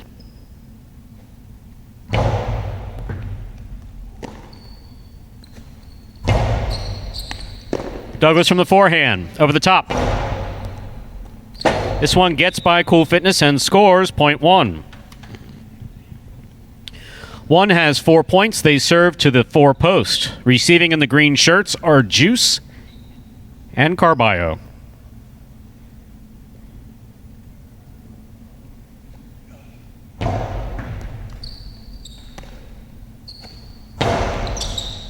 Scoop by Douglas. Powerful forehand by Douglas. Carballo for the rebote to the overhead screen. Point 1. Possible game point for the red shirts of post 1, Lamonte and Douglas on the court trying to stop them. Diaz and Anderluck.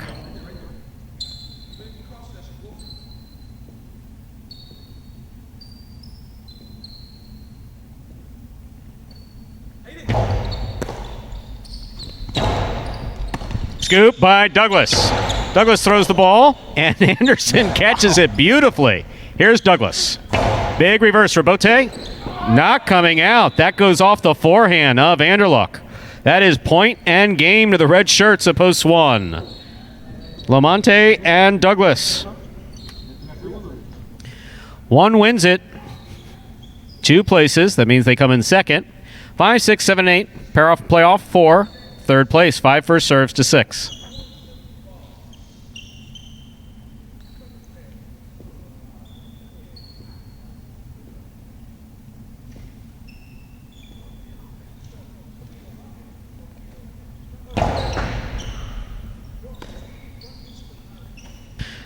Nice forehand throw by Ikeda. Scores 0.6. 7 now serves to 8. The winner of this point meets 6 in the continuing playoff for show.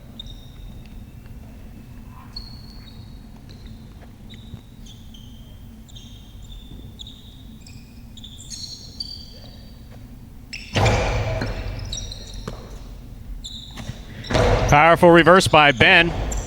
Tennessee read it correctly. He needed to get there. Missed it. 0.8.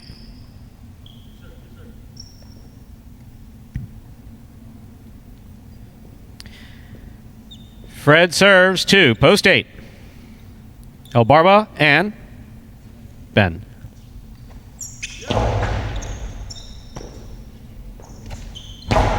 Big backhand by Ben. Fred for the rebote. Makes it nice to the front wall. Here's Ben. Ben slams this reverse nice and hard. Fred with another forehand rebote. Very nice for Fred. Here's Ben. Ben again plays it high to the back wall. Third time's a charm. Point and show, post 8, the purple shirts. Ben and El Barba. Unofficial order finish 1, 2, 8.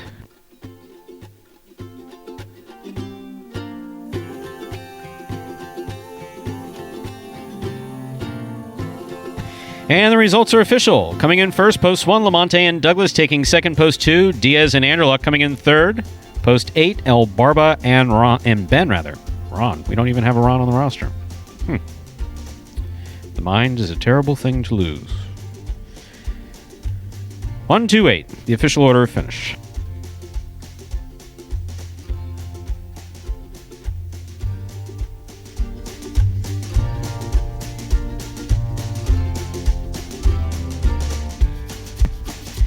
The $2 Quinella 1-2. That's 1-2 or 2-1. First and second in any order, $28.20. Trifecta 1-2-8, returning $3.31 even.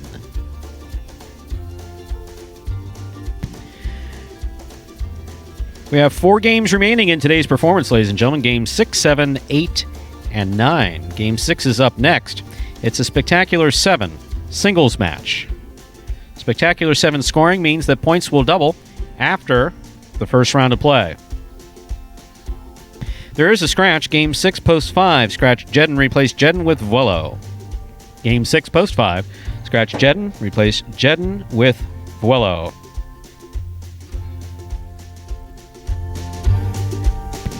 Post time for game number 6.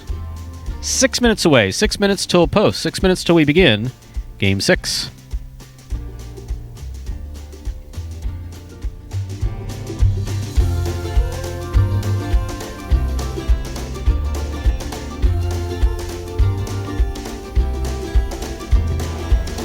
Feeling refreshed? Definitely. Yes. Well, it's refreshing because... The moist towel I just saw you using in the back. Yes. Well, refreshing because... What'd you think I meant?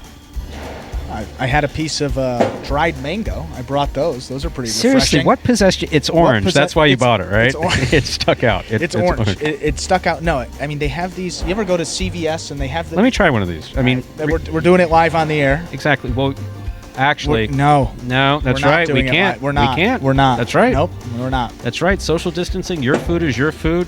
My food is not my food because I don't have anything. I was jealous of the Taco Bell a little earlier, but... This is true. we were mentioning... Did I offer you any? No, but it's okay. Did you want any? No, I got the mangoes. I saw you with the orange stuff, so I figured you were figure good. it must be healthy. Here's one for you. You tried the acai bowls? That's a new craze. Someone left one for me last year. No, they Left did. one? Yeah, they left one. Oh my God, They that would left be one- like they left- Hanukkah. I mean, it's a Christmas, whatever. Oh my God. There's a lot involved in acai bowl. There's a lot There's there. a lot of moving parts. There's a Yeah. lot there. There really is. It's very I usually don't do complicated food. Just simple. Yeah. Yeah, I That's take why I like fast food. Sometimes a little just bit like quick, Monk. easy. Someone actually it was interesting. Someone was comparing my person and my approach to life. Yeah. Combination of Monk, House, which I can kind of see. So Dr. House is yeah, good. Yeah. The show. But Monk right, okay, yeah, and Dr. Frasier. Am I gonna have to? Am I gonna have You to don't know the television character Frasier? I've heard the You don't have to. You don't have to struggle. No, If you don't, you don't. I promise you, I've heard of this, but this isn't. Not a lot of. Very big show in the '90s. Yeah. In fact, it's one of the shows that's being talked about possibly being resurrected. There's been Really? a couple other shows like Roseanne was resurrected. And So is it like Roseanne? Because for me, funnier. I mean, I never funnier, watched but at it. the same time, yeah. I never watched it in the '90s. I never did, and it was Yeah. very popular in the '90s. And then someone made the comparison. They said, you just totally remind me of Frasier. He said, actually, it's Frasier and another character, Niles. And I said, really? I don't know what the hell that's about. Let me check it out. I'm gonna have to look it up. So, God bless Hulu. Turned on Hulu when I had shoulder surgery a few years ago, and basically watched, I believe it's 9 or 12 seasons. I think it was on 12 seasons on Hulu. Yeah. That's awesome. They're bringing it back, though. Maybe They've been There's talking talks. about it. Yeah. It's a great show. I mean, it was a great show. I mean, comedy is brittle. Yeah. What one person likes, another person doesn't, so it's always a little difficult with that. But no, it was a very, very popular show. But that's an interesting combination of personalities for me. Yeah, I those are three. House, I mean, Monk. you go from a monk in and of itself. I mean, you think, and then you go to Dr. House. Yeah. It's cool. I've seen that, so I know who Dr. House is, and he's an interesting personality. I think my abrasiveness sometimes with people. I was getting yeah. You've never You noticed said it. that, have Yeah, you? you said it. I didn't say it. You can say it. It's No. okay. Yeah, no, but I mean, it's been a Yes, while since I'm- I've watched a show, but yeah, that was the one thing I knew I for can be- sure. I can be but abrasive. he gets his job done. I mean, he's in charge. He's the leader of the pack, and And he's at gotta the end of the keep day, what do everyone- I say around here?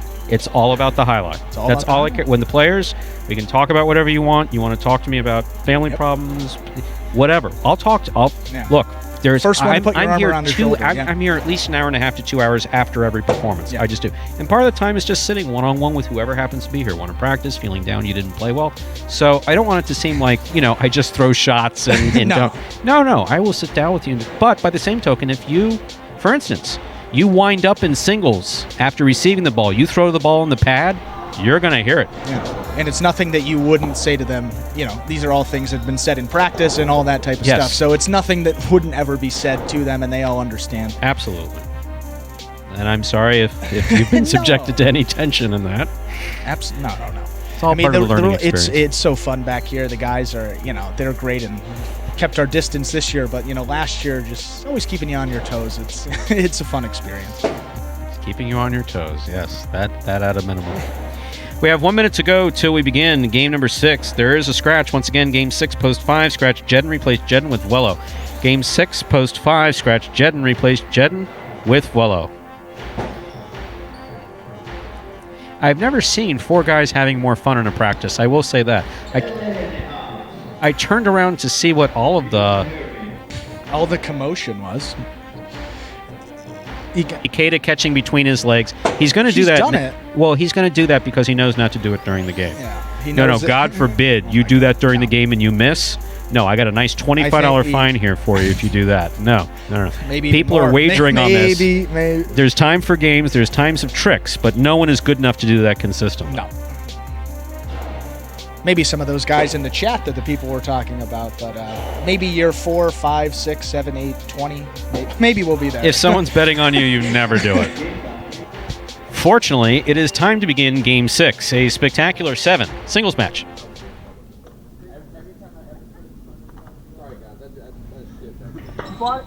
Play to 7 points, points double. After the first round of play, serving in the red shirt at post 1, Ben. Receiving the blue at post 2, El Barba.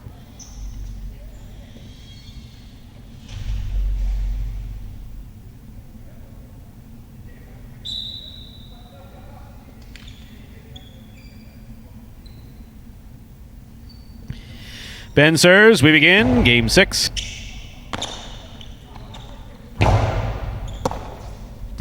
Big backhand by Ben. He throws wall to wall from the left side. Robote, there's a swing and a miss by El Barba at the 4 line, point 1.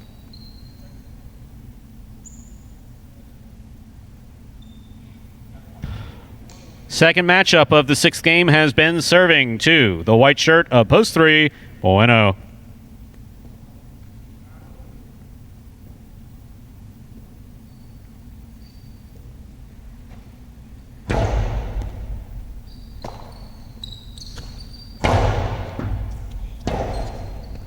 Ben trying to get in a position to make that rebote. He missed. Point 3. That'll bring to the court the green shirt of post 4. Here's Anderluck.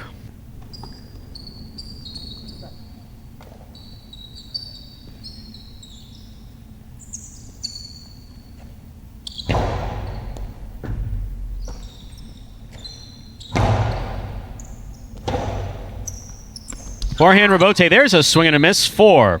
Bueno. Point goes to the 4. And our next matchup, Anderluck will serve to the black shirt of post 5. Vuelo substitutes for the scratched Jedden.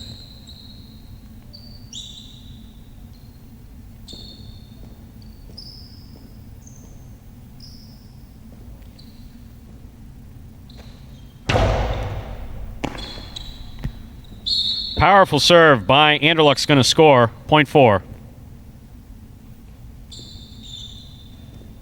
Here's post 6. Cool Fitness in the yellow shirt.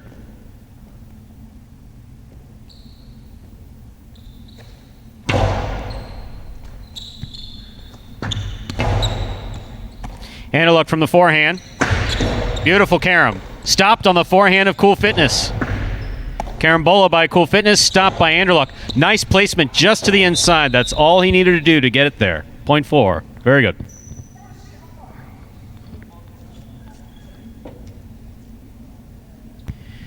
Anderluck now serves to the pink shirt of post 7. Here's number 23, Ikeda.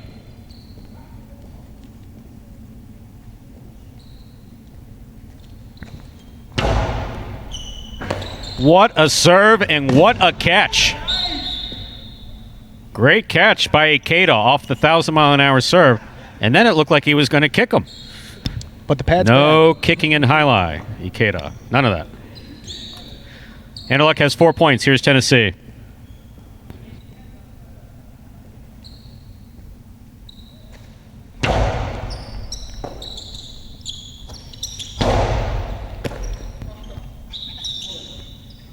Point 8. That completes the first round of play, and all matchups are now worth 2 points. First to return in the second round is El Barba.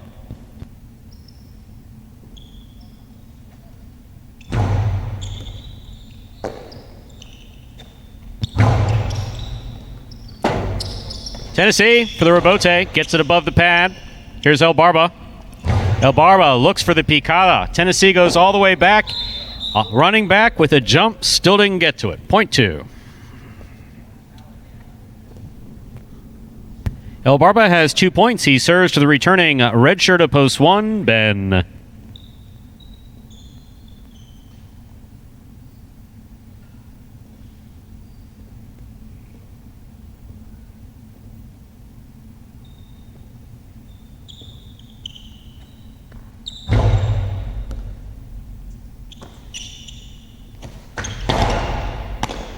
Ball missed on the forehand of El Barba. Point 1. Ben has 3 points. He serves to the 3 post, and the white shirt is Bueno.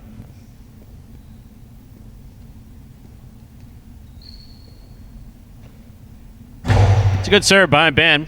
Bueno moves up, makes the catch at the 9 line. Rebote left side by Ben, played for the big bounce. Cut off by Bueno. Catch by Ben.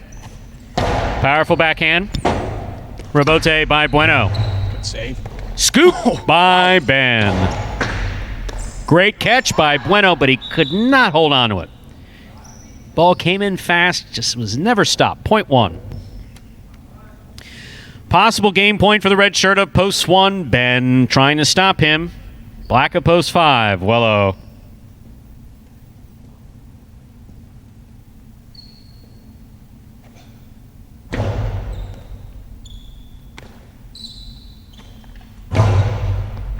Ball tipped at the sidewall. Point goes to the 5. Play continues in our 6th game. Wello has 2 points. Here's post 6. Cool Fitness.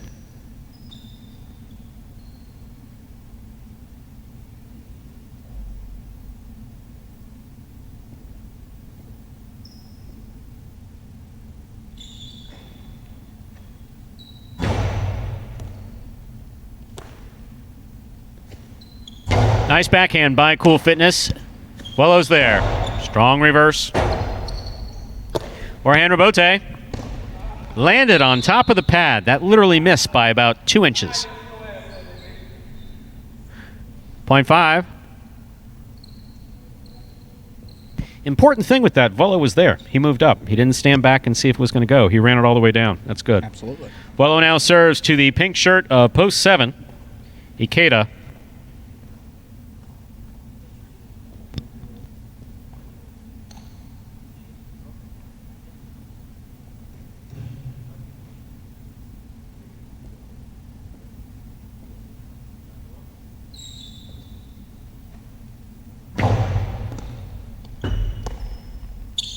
Ikeda on the backhand. Beautifully thrown.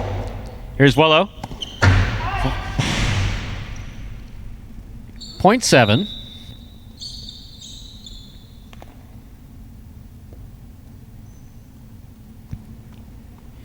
Ikeda has 2 points. He serves the returning 4 post. This is Anderluck in the green of post 4.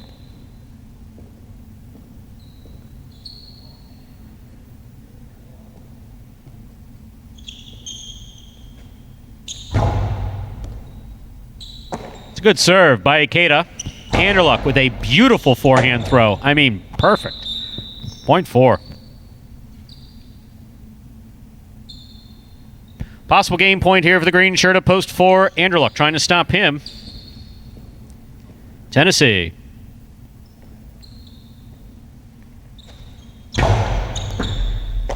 What a serve. God. Anderluck with a good catch on the forehand. Another hard throw. Tennessee with the catch. Scoop by Anderluck. There's the... that grabbed a chunk of the sidewall. That's a special Magic City bounce, but well-earned game for Anderluck in the green of post 4. No playoff here. 1 places, 5 shows. Unofficial order finish. 4-1-5.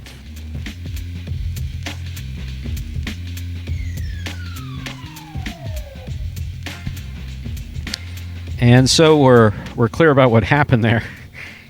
The sidewall is a set of individual panels.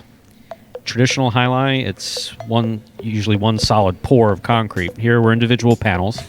And as we've gone now into year 3, there's some ridges on the edges of some of the panels. And if a player throws the ball close enough to the sidewall, which is one of the goals in Jai-Alai, it will occasionally clip, and that's basically what you saw. So no, the ball did not change directions. It just caught one of the edges, and fortunately, these players know how to deal with it. It's the one wall that they know. They all know it, and it's the same for all of them. $2 Quinella, 1-4. That's 1-4, 4-1, $19. A trifecta, 4-1-5, 183 even. The pick 3, 3-1-4, 3 of 3 numbers returning $149 even.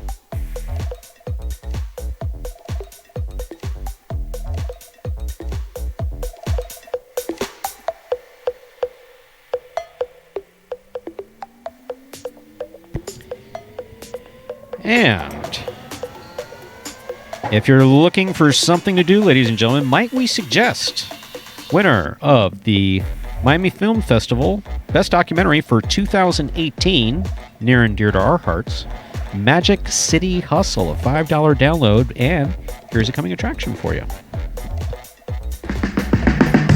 Miami a hustle city, man. Everybody got more than one gig. I sell ice cream, I sell a CD. I have a security company, a beauty salon. I've been doing music for a very long time. I'm not your neighborhood Uber driver. I do luxury. And then I have another job. I play highlights. We were looking to transition from dog racing to Jai-Alai. I went to the university. I said, listen, I have this crazy idea. Do you think we could send something out to all the ex-athletes for the last 20 years and say, we're looking to hire and train Jai-Alai players? They paying us, man, and we can win big money. Let me see what this is all about. That's what you gotta do. Get some money.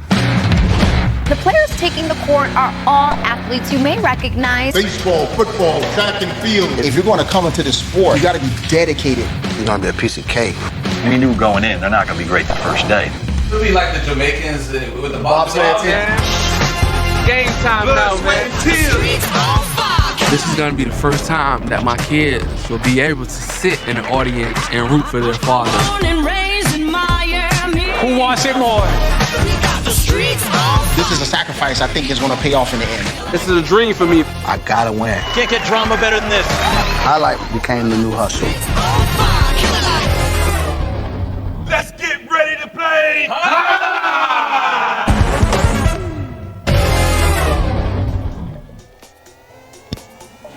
And that was a little preview for the award-winning documentary, Magic City Hustle. And if you, obviously we've mentioned we're in year 3 here, you like to see what it was like back in the infancy of this idea, infant stages of this idea, check it out. It's really, I mean, especially if you're here now watching year 3 of these guys play, I mean, the improvement, I missed the first year. From 2 to 3, it's been amazing, but from 1 to 3, Stu, I mean, you were there from the start of it. It's nothing short of exceptional, really. It's like night and day. Yeah. Like, you know, we've been talking about the COVID facial hair and, you know, this beard that I occasionally stroke and look at and in the playback here. This would, in year 1, this would have been solid brown, like my hair. Yeah. No, really. It's taking a toll. Exactly. Then Scott insisted that we play doubles, and half of my hair turned white. And that was the first year. The next day. Yeah. Literally the next day. Literally the next day. I said, someone is going to get killed. Someone is going to get killed. The next thing I know, I'm going to be a defendant. Taking the stand. Yeah, not what exactly. you want. I have no independent knowledge of that whatsoever. And then going into year 2, we obviously saw improvement across the board. And year 3, it's been notable. You know, given we still have games that are off, we have plays that are off. But you know, for the 3rd year, I couldn't be happier. I mean, truth be told, I didn't think it was possible. Yeah. I was spoken to about 8 months before this happened, and I didn't poo-poo it. I just didn't get it. Yeah. So you're going to train highlight players from scratch. That's never been done before. So it was like Chinese math. I just didn't get it. It's kind of like a whole, you know, kind of a rebranding a little bit with, you know, taking these guys that have played other sports and taking athletes and putting them into, you know, a sport that was big, especially in this, you know, community down here in Florida in particular.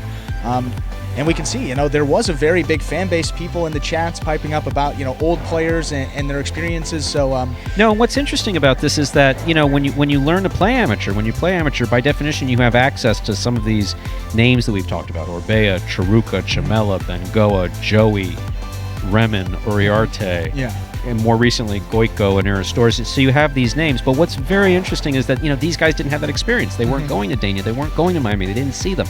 But for a number of them, not all of our guys, but for a number of them, they spent a lot of time on YouTube watching old partidos. So seeing some of these names.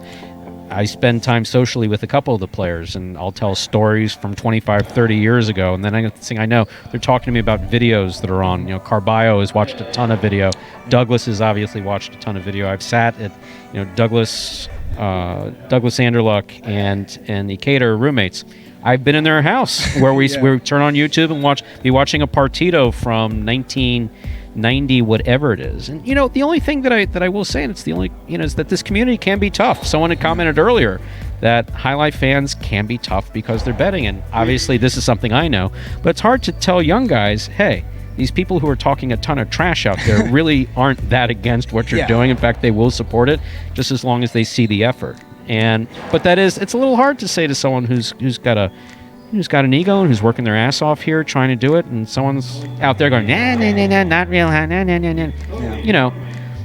And the truth of the matter is, the time that they've invested in this is so impressive. I was going to say, all these guys, you know, they're really just students of the game. You hear that term in a bunch of different sports. They really want it. You know, they learn. You're saying they're watching videos. They're learning how. You know, if you want to learn anything, you know, it could be, I don't know, stack, you know, cuts. Oh my goodness, we're going to retry that. You know, cup stacking, something as silly as that. You go on YouTube, you learn a video, you learn how to do it. And, you know, as you see, you know, certain people do certain things, you go out there, you try them. That's really how you get better. And it's awesome to see, you know, the competitive nature. We talk about it all the time, but all these guys, there's not one guy on this roster that I haven't seen on multiple occasions stay back after a performance or before a performance, just really working, you know, working their butts off to try to get better. Tennessee and Diaz on Sunday were here for an hour and 45 minutes after the performance. That's after they played. They play a full week of highlight games, which is, you know, some of these guys are playing upwards of 20, 30 games a week, which is, you know, venturing to guess a lot more than some of the players back in the day. And they come back and they're just ready to work right after the performance, before the performance, sometimes even during. You see people out here between the performances getting work in. So, these guys really treat it like one of those like big major sports, and, watching film in other sports is a big part of it. And you see that here, and they're taking what they've learned in their other sports and applying it to highlight, and you're seeing that it really can be successful out there. And they do have tremendous respect for it. They really do. Yeah, I've seen all it these myself. guys, yeah. And that, fortunately, that rant brings us to the beginning of game number 8. A spectacular. Actually, sorry, no, game 7. Game 7. Game 7, right? Game 7. 7. Seven. Yeah, 7. Doubles. Last doubles. There we go. Spectacular 7 doubles match. Played to 7 points. Points double after the first round of play. Serving in the red shirts post 1, we have Juice and Carballo. Receiving in the blue of post 2, Fred and Ikeda. The first matchup has Juice serving to Fred and Ikeda.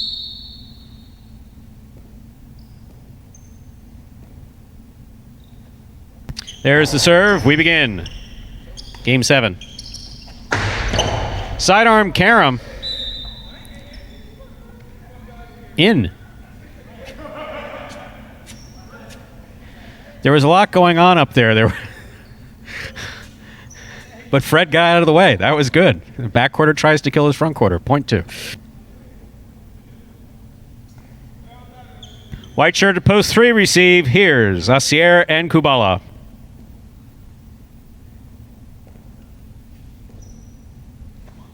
It's a good serve by Fred.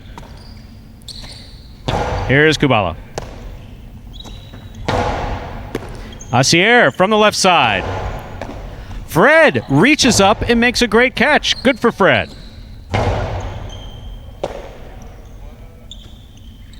That forehand hit the overhead screen. Out of play. Point 3.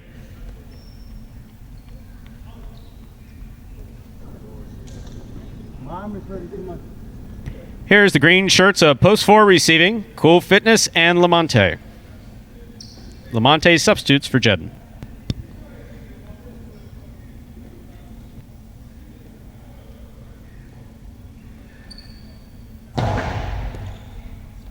Here's Cool Fitness from the forehand.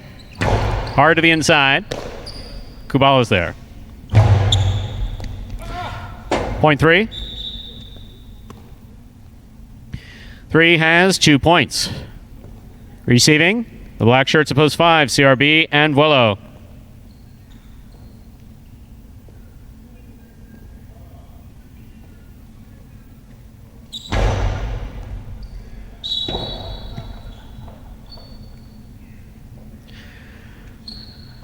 Point 5. Our next matchup has CRB serving to the yellow shirts of post 6. Rock and Douglas receive. 2-time doubles champions from last year, Rock and Douglas. Back together.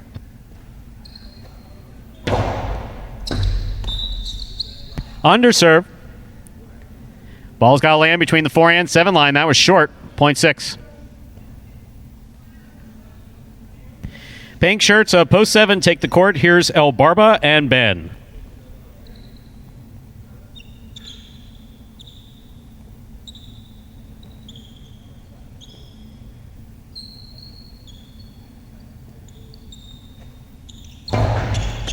El Barba picks the serve. Dejada. Douglas on the run. Could not get there. Soft touch. Scores. Point 7.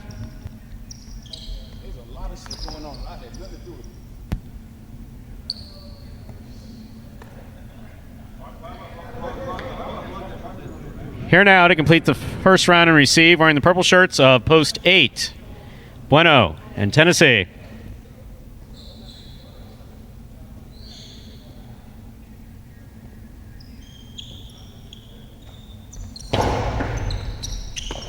Tennessee from the forehand. El Barba with a nice backhand. Tennessee catches it in the air. Ben from the 10 line.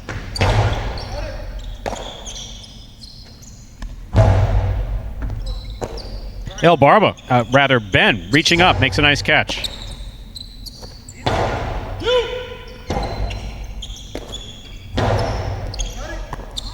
Ball tipped in the front court, point 7.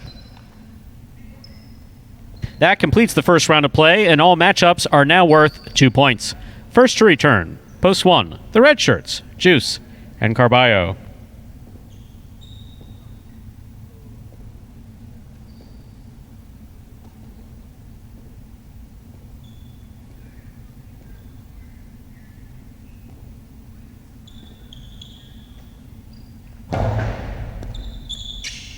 Carballo from the forehand. Outside placement, lands outside of the court.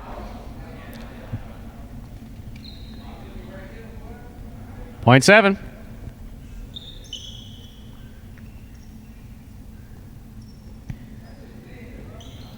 Here's post 2, Fred and Ikeda.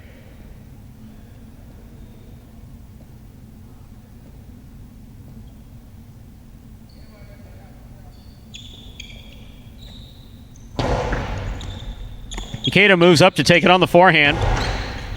Scoop by Ben.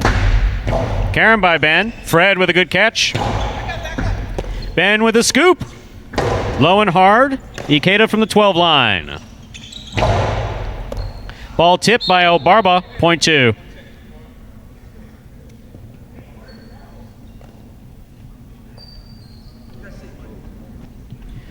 Fred and Ikeda have 3 points. They serve in this next matchup. 2. Lamonte and Cool Fitness, post 4.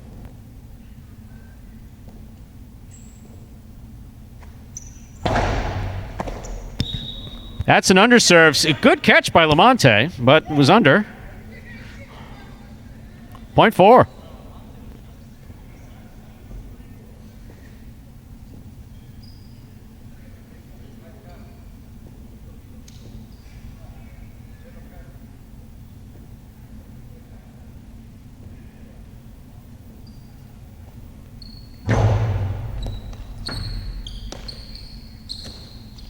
Nice backhand by Kubala. Point 3.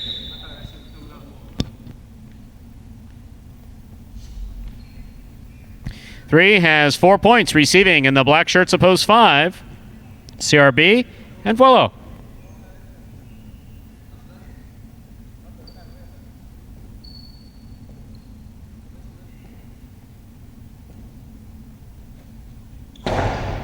That's an underserve.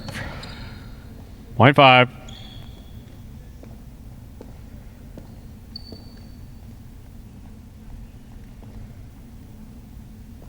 CRB serves to the yellow shirts of post 6, Rock and Douglas.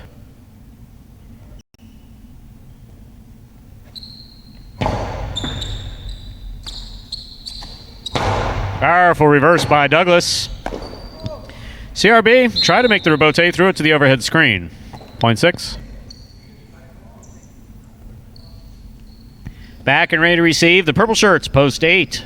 Bueno and Tennessee.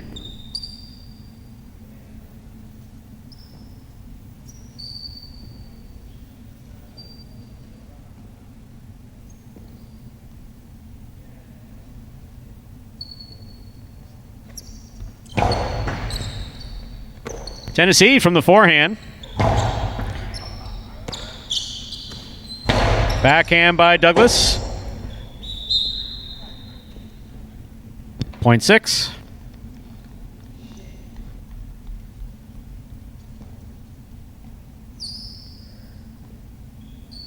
Possible game point, yellow shirts at post 6. Rock, Douglas trying to stop them. Juice, Carballo.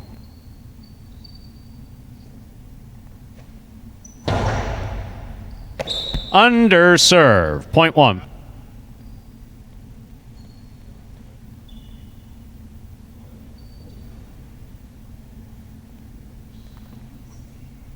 One on the board with 2 points. Here's post 7. El Barba and Ben.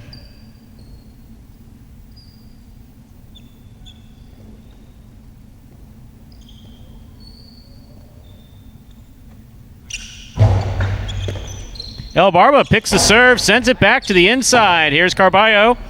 Swing and a miss, midcourt, point 7. Possible game point for the pink shirts of post 7. El Barba and Ben trying to stop them. Post 2, Fred and Ikeda.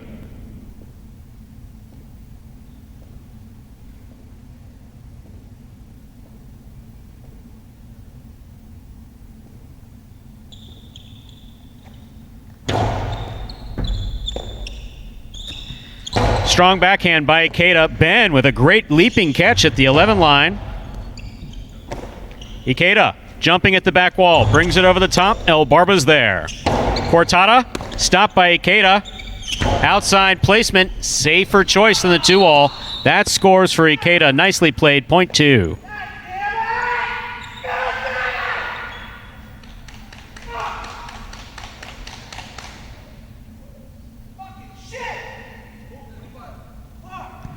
Possible game point. Blue shirts, post 2. Fred and Ikeda.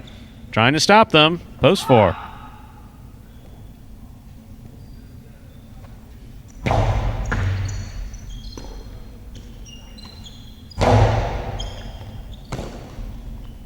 Ikeda comes over the top. Catch by Cool Fitness.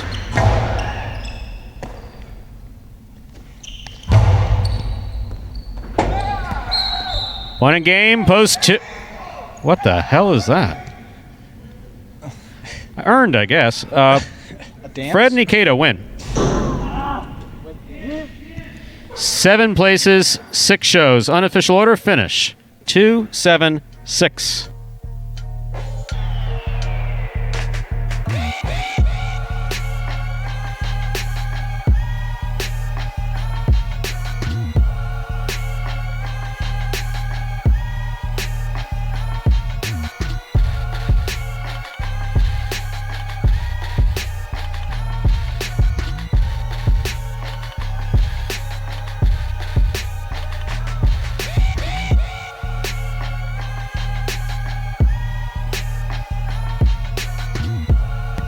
Results from Game 7 are official. Coming in first, post 2. Fred and Ikeda taking second, post 7. El Barba and Ben coming in third, post 6. Rock and Douglas. And I've received word that is a celebratory shimmy. Is that what the kids are calling it? Not the kids. That's what producer Lovely Lindsay is calling it. It's kind of a shimmy. I didn't know what I was looking at. It was more like a dance move. It was kind of a shimmy. I don't... well, no. What it is. It is a celebratory shimmy. I like it. It's got the alliteration that we like, though. Yeah, it does. Lindsay's definitely on board with that. She is. Celebratory shimmy. Well, it sounds alliterative. May not be in actuality. Good enough for us, though. We'll take it. Anything to distract us from what happened just prior to that. What? There are prices from Game 7. The Quinella, 2-7. That's first and second in any order. 2-7 or 7-2, 47-40. Trifecta, 2-7-6, 324-15.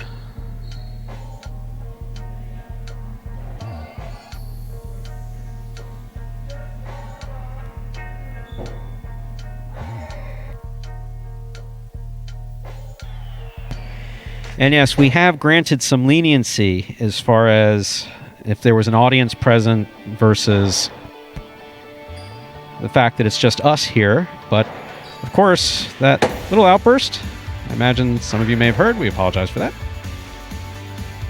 But all part of the passion involved with Jai-Alai.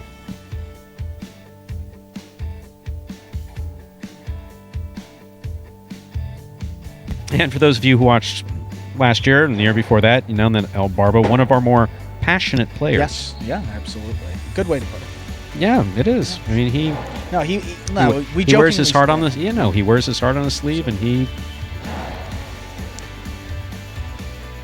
at the end of the day, say what you want, El Barba does get the wins, and at the end, that's what it's all about. Last year, looks like the high five was hit again. How about that? We missed that coming through, but kind of big news. The high five, 100% was hit, $2,000. So hit this afternoon, or hit this. Oh boy, starting to hit in the matinee, hit again in the afternoon. So 2 for 2 today with that high five. Stu, we said last year, giving out money. Same thing here, year 3. Well, this one literally was giving out. Yeah, money. this. Yeah, no, the jackpot didn't have any time to regenerate, but 2,000 is still good. Congratulations to the winner.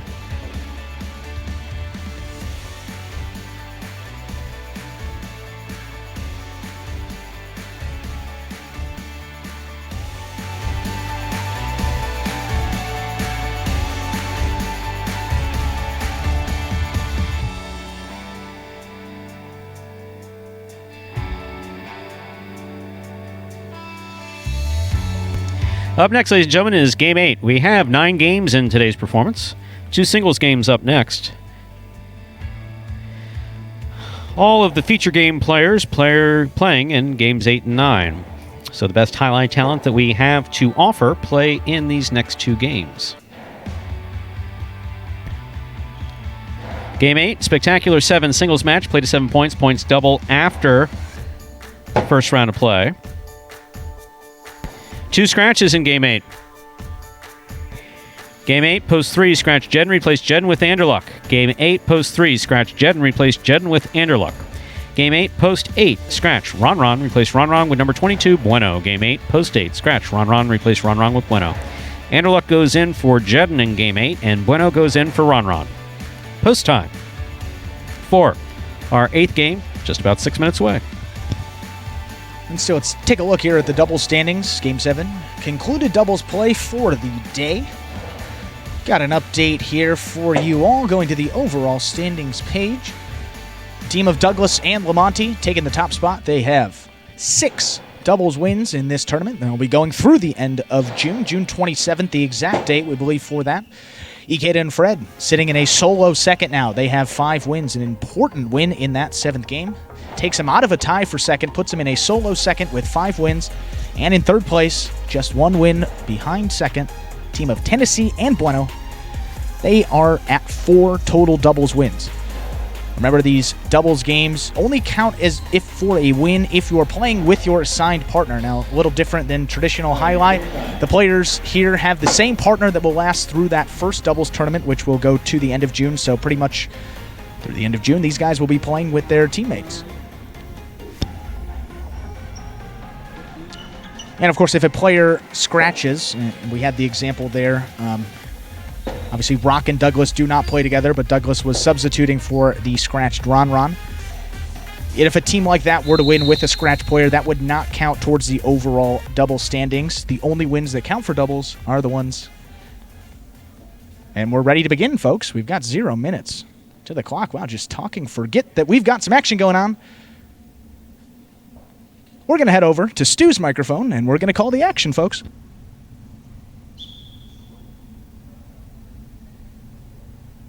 Folks, we're actually not going to do that. I think we're just going to start the play here. We just realized probably can't touch Stu's microphone. That's a good thought before we went over there.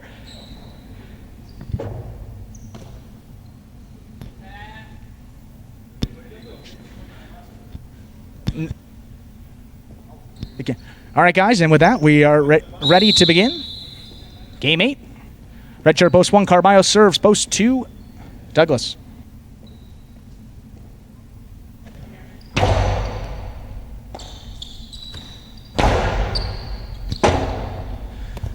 Forehand miss by Carballo on the rebote, point 2. And that'll bring to the court the white shirt, post 3. Number 1, we got Anderluck. That was my best Andrew imitation. White shirt at post 3 receives. Here's Anderluck.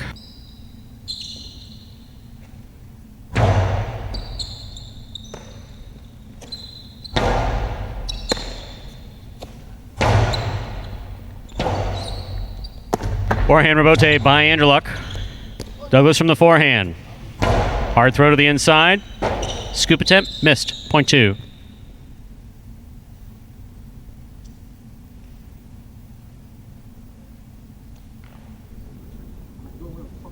Receiving in the green shirt at post 4, here's El Barba.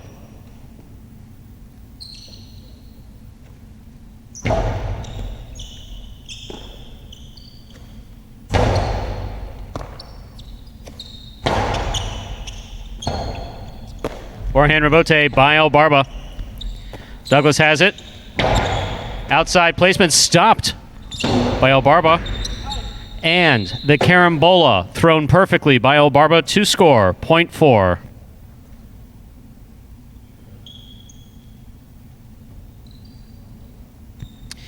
Black shirt at post 5 receives. Here's number 25, Kubala.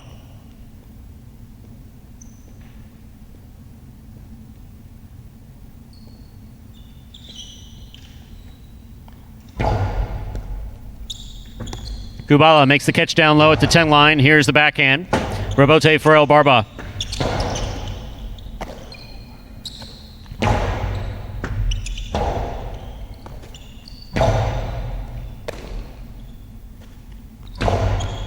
Catch by El Barba. Outside placement scores. Beautifully thrown by El Barba. That's 2 back-to-back. Point 4.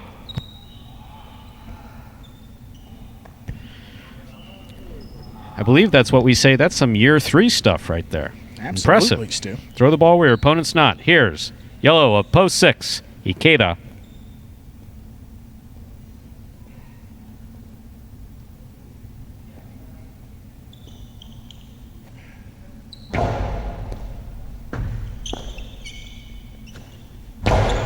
Ikeda goes hard to the inside. El Barba going for the forehand rebote. Missed. Point 6.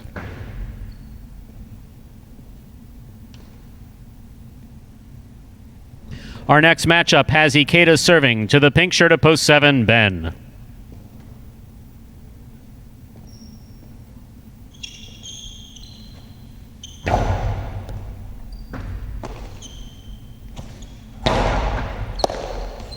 Ikeda held on to it, but could not get the backhand off. Point 7.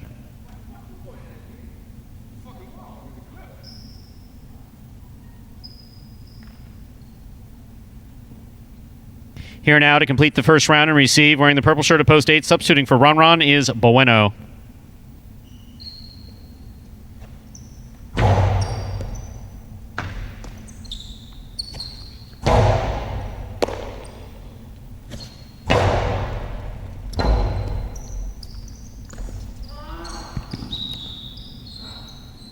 Point 7.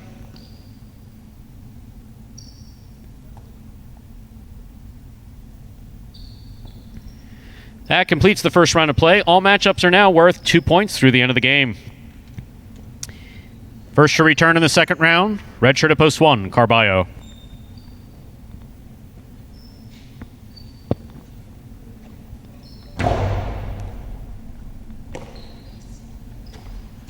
It's a beautiful forehand throw by Carballo.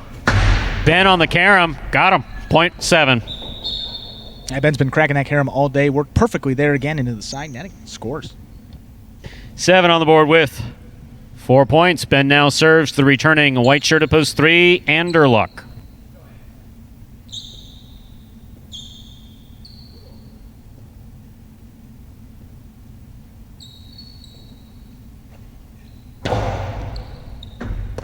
Anderluck from the backhand. Keeps it inside. Here's Ben. Big backhand by Ben. Forehand rebote to pass. Ben cuts it off in the air.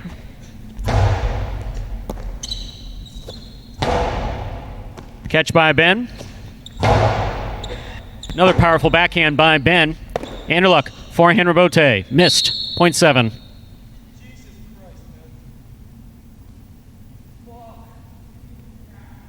Possible game point 4. The pink shirt of post 7, Ben. On the court trying to stop him. Post 2, Douglas.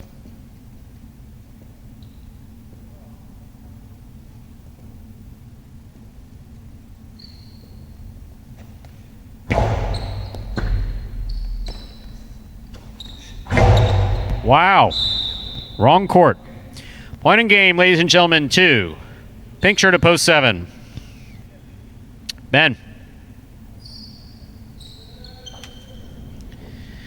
7 wins it, 4 serves to 2. This is second and third place.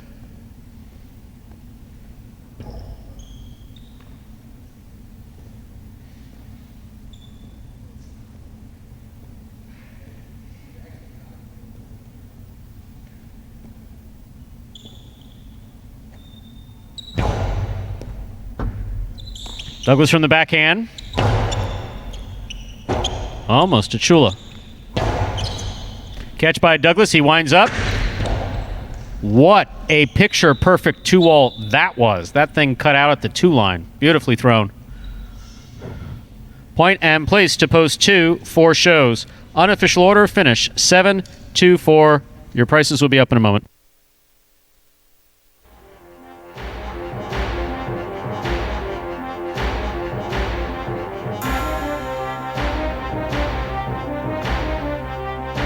Results from Game 8 are now official. Coming in first, post 7, Ben. Taking second, post 2, Douglas. Coming in third, post 4, El Barba.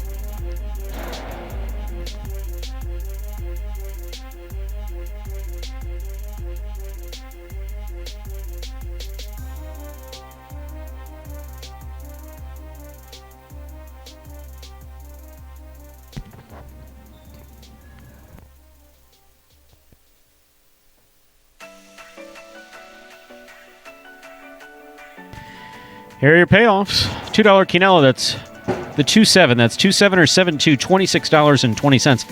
Trifecta, 724, $624 and change.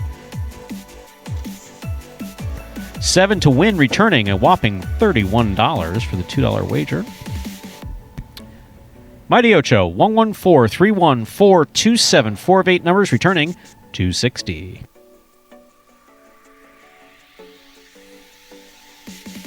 Up next, ladies and gentlemen, is game number 9, a spectacular 9 superfecta match. Next game is played at 9 points. Points double after the first round of play. That, up next anyway, will be the last game for this afternoon's performance. Spectacular 9 scoring. Speaking of a spectacular 9 scoring, I believe we have a video. Would you like to try to do my voice now? Folks, we do. We got a video. Spectacular 9, the last game of the day. A little different than all the others. Take a look for yourself. Spectacular 9 singles games are played with 8 players. Each player wears a different color jersey numbered 1 through 8 on the front. These numbers are traditionally referred to as post numbers. Post numbers are used to signify the order in which the athletes will play in a game. These numbers are also used for betting purposes. Don't be confused by the numbers on the back of our jerseys. Those are just for fun. Each game begins when the player in the post 1 red jersey serves to the player in the post 2 blue jersey. The served ball must land between the 4 and 7 lines marked on the court's side wall. If the ball lands between those lines, the serve is good and play continues until one of those 2 players wins that matchup. The player who loses the matchup exits the court and waits for his next turn at the end of the rotation. It's important to note that every game has 2 rounds. The first 7 matchups in a game make up round 1. Each matchup in round 1 is worth 1 point. Round 2 refers to all matchups that take place after the 7th and final matchup of round 1. The number of matchups in round 2 varies from game to game. And in round 2, each matchup is worth 2 points. The first player to earn 9 points wins the game. And that was an explanation video about Spectacular 9 scoring, which will be the format for this final game of afternoon Twilight. Well, we're gonna figure out what we're gonna have this afternoon. It is kind of funny. I mean, again, we've discussed this is not breaking rocks with a sledgehammer. It's really not. No. And yet, by the end of the 4th performance, it's like, who are we? Where are we? What's going on? Yeah, a lot of action. I mean, I excused myself for just a moment, and I came back and I heard the serve, and I said, "What?" I was gonna say, well, folks, sorry about that. We hadn't practiced that. I mean, Stu's been the play-by-play guy. I've been sitting here. His mic goes into the crowd, so the players can hear when there's like possible game point and all that.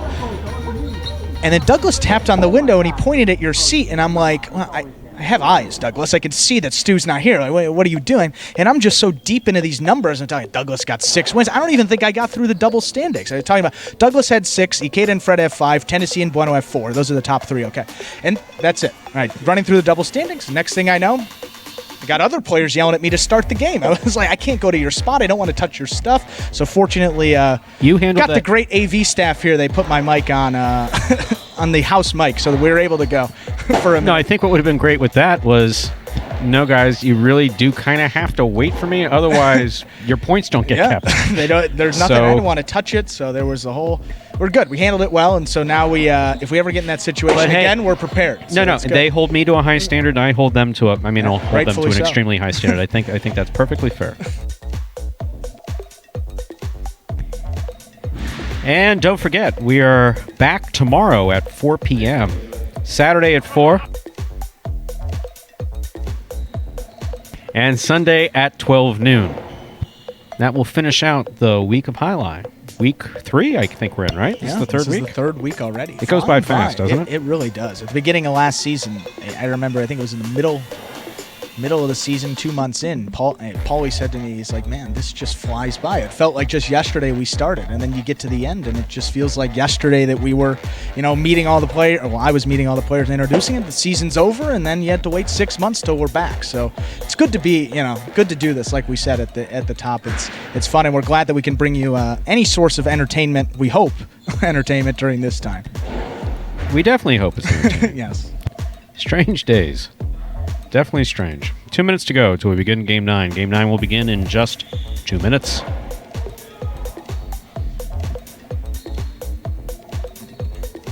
Heading into this 9th game, we got a streak on the line here. Looks like Douglas, if these stats are not mistaken, looks like Douglas can continue his streak. He's been either first or second in every singles appearance this week. So gets first or second here. He can make it a 8 for 8. Be awfully impressive for Douglas. Just on the season, Douglas, we mentioned, plays a little less games, 31 total games. He's won 14 of those, in the money 67% of the time, so 2/3 of the time he's in the money. Played in less games, got the most wins, just really an all-around young talent in the sport, and hope that his development keeps on this pace, because what we can see is something extraordinary, certainly. No question about it. Extraordinary. Almost a good word is almost a good word. We've been stressed. See, you get to the end, we're struggling. Yeah, no, that's just rough. I was about to say that's almost as good a word as spectacular. Yes. Like Spectacular 9. In just a minute, we're going to start a Spectacular 9 Superfecta match. Next game played at 9 points, points double after the first round of play, offering Superfecta wagering. Post time, just a minute away. Right now, the players are on the court in the practice, the warm-up, and they're trying to out-throw each other. That's what it sounds like anyway. Who can throw the hardest? We are ready to begin Game 9, a Spectacular. 9 Superfecta match, played 2. 9 points, all points double after the first round of play. Serving in the red shirt of Post 1, Carballo. Receiving in the blue of Post 2, Ben.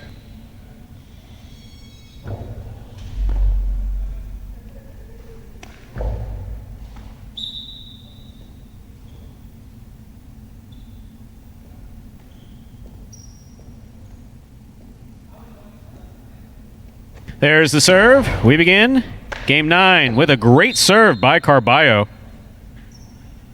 Point 1. Carballo first up on the board in our 9th game. That'll bring to the court the white shirt of Post 3. Here's number 22, Bueno.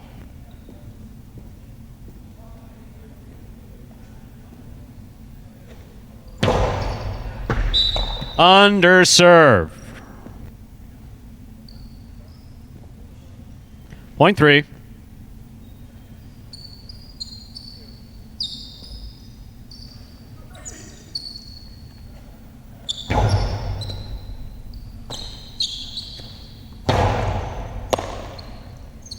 Here's Bueno.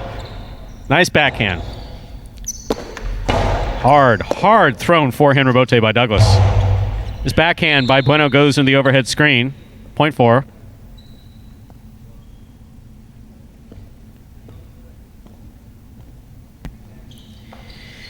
Black shirt of Post 5 receiving. Here's El Barba.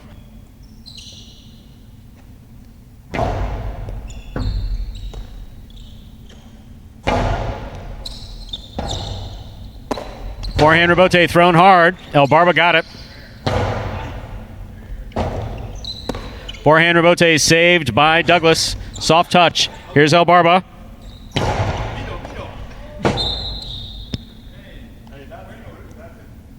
Had to cover the outside, had to get back to the inside. Good throw, good effort by Douglas. Point 5. Here's Post 6. The yellow shirt receives. This next matchup has El Barba serving to Anderluck.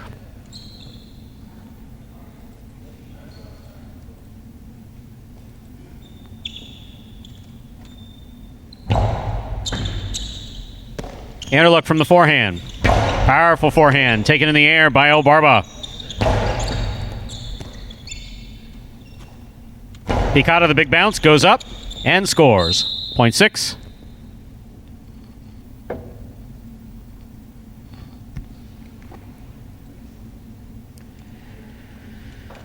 Our next matchup has Anderluck serving to the pink shirt of Post 7, Kubala.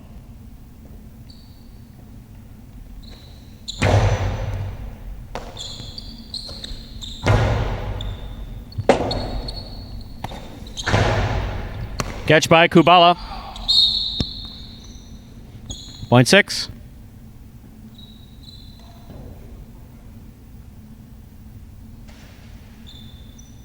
Purple shirt at post 8 receives. Here's Ikeda.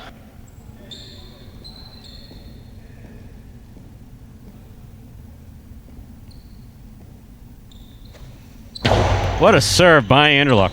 Catch by Ikeda. Low and hard. Catch by Anderluck. There's the reverse. Scoop by Ikeda. He holds on to it nicely. Robote forehand by Anderluck. Ikeda goes hard to the inside where it scores. .8.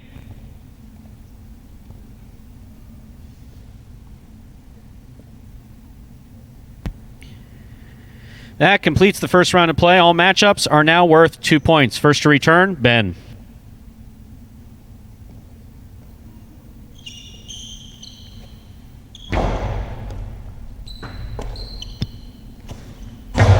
Powerful backhand by Ben. That clipped the overhead screen out of play. .8.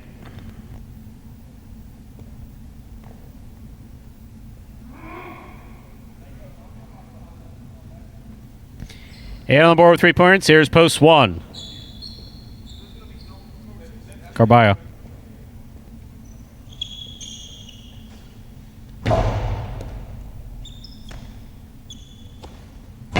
Backhand by Carballo. Carballo outside placement. That was a great effort by Ikeda. Fine effort by Ikeda. Try to keep that point going. This point goes to the 1. Yeah, to get totally faked out and even be in that. And the effort on the Robote there for Ikeda almost got there. Not quite. 1 on the board with 3 points, serving to post 3 in the white shirt. Bueno.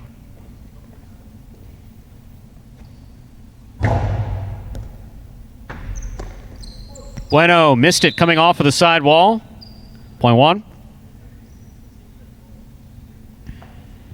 Carballo has 5 points. Remember, 9 points needed to win a Superfecta game, and this is a Superfecta game. Receiving is Douglas.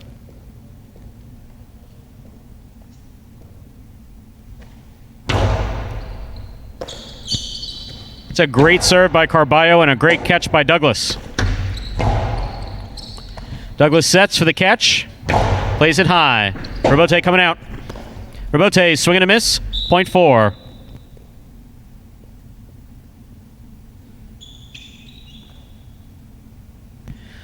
Douglas has 3 points in this next matchup. He serves against El Barba in the black of post 5.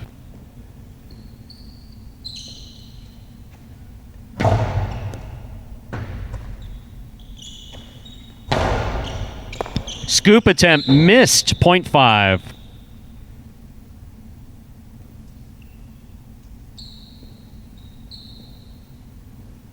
Receiving post 7, Kubala.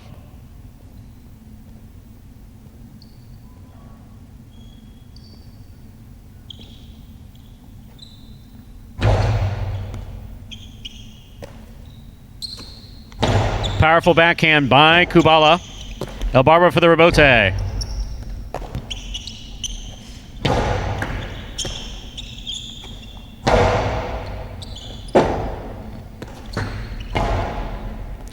El Barba makes the catch. Outside placement. That's a nice 2-all big bounce. Stop by El Barba. Carom by El Barba. Wow. Scores. Made the call for himself, but it was good. Just give El Barba a racket and a whistle. He's good to go.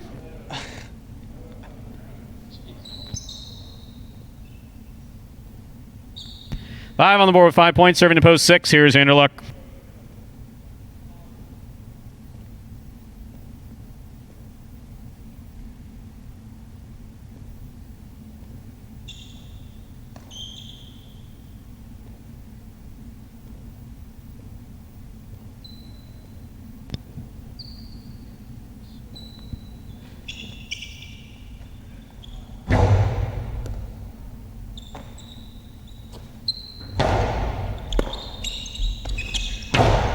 Outside placement by El Barba lands off the court. .6. That looks like lost his footing a little bit there on the throw, but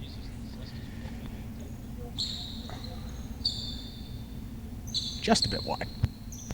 6 on the board with 4 points. Here's post 2, Ben.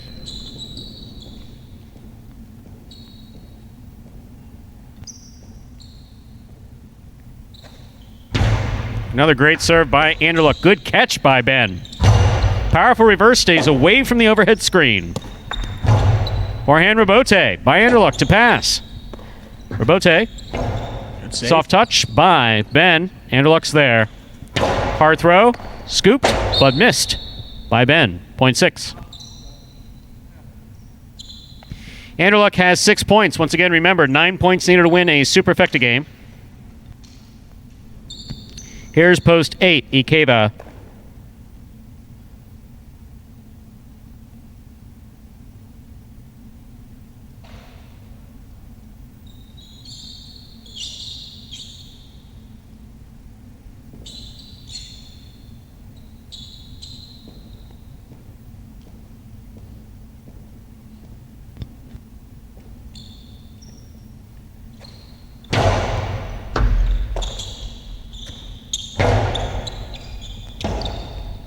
Rebote forehand by Anderluck. That's beautiful. It passes to the outside.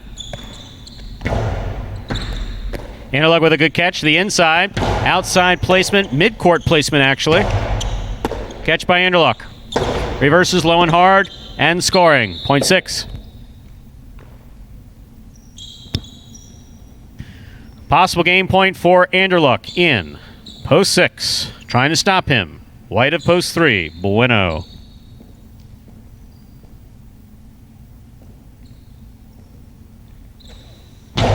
Hard serve by Anderluck. Bueno's there. Picada. Big bounce. Excellent catch by Anderluck. That's a picada. And it's scooped by Bueno. Rebote coming out. Forehand Rebote played to pass. Catch by Anderluck. That's all he needs to kill it. Yep. Point and game. Well played by Anderluck in the yellow shirt of post 6. 6 wins it. This is a playoff for 2nd and 3rd place. We will then have a playoff for 4th place. 1 first serves to 5. This is place and show point.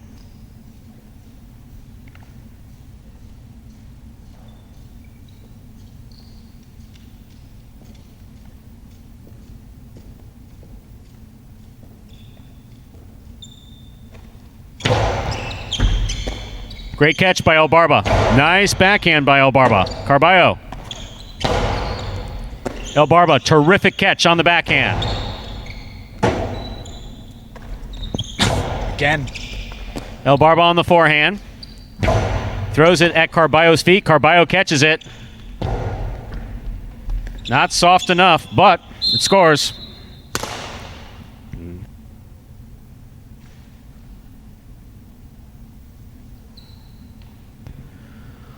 One places, 5 shows. This is a playoff for 4th place in this Superfecta game. 4 serves, 8. Thank you. Yes, you can put it on your helmet. Thank you. Very nice.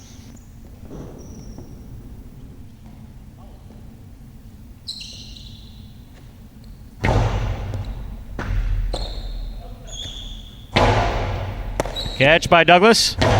That was interesting. Rebote. 2-all hit the overhead screen. Point and quad to post 4. Douglas. I think it was the tape. Yeah, I don't think that avatar look's gonna last for a kid. It didn't serve him well there. Unofficial order finish 6-1, 5-4.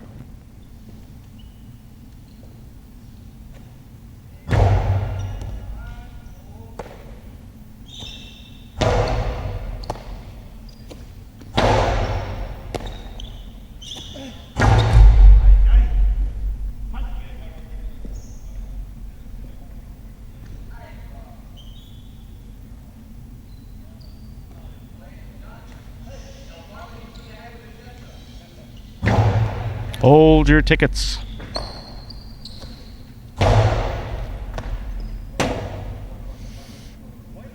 And there's a little view of our practice. You know I can't leave until they're done, right? Yeah, I mean, I can't just say, give me the ball, I gotta go, Yeah, but no, I don't do that.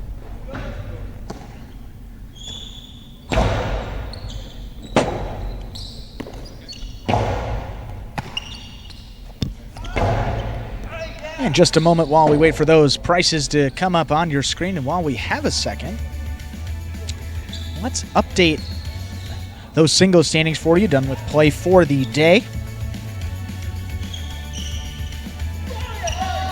And after day 2 of this week, Douglas, top spot of our standings in singles play. This is singles only. Douglas with 14 wins, followed by Ikeda. He's got 12, and then Anderluck, a nice day for him. Picked up 2 in that last session. He's got 11 singles victories now on the year. It puts him in a solo 3rd place and in the money for that season-long bonuses we have. Reminder, there are bonuses through the end of the season for singles play. Every win is 1 point, and the person with the most points at the end of the season will win that championship singles bonus prize.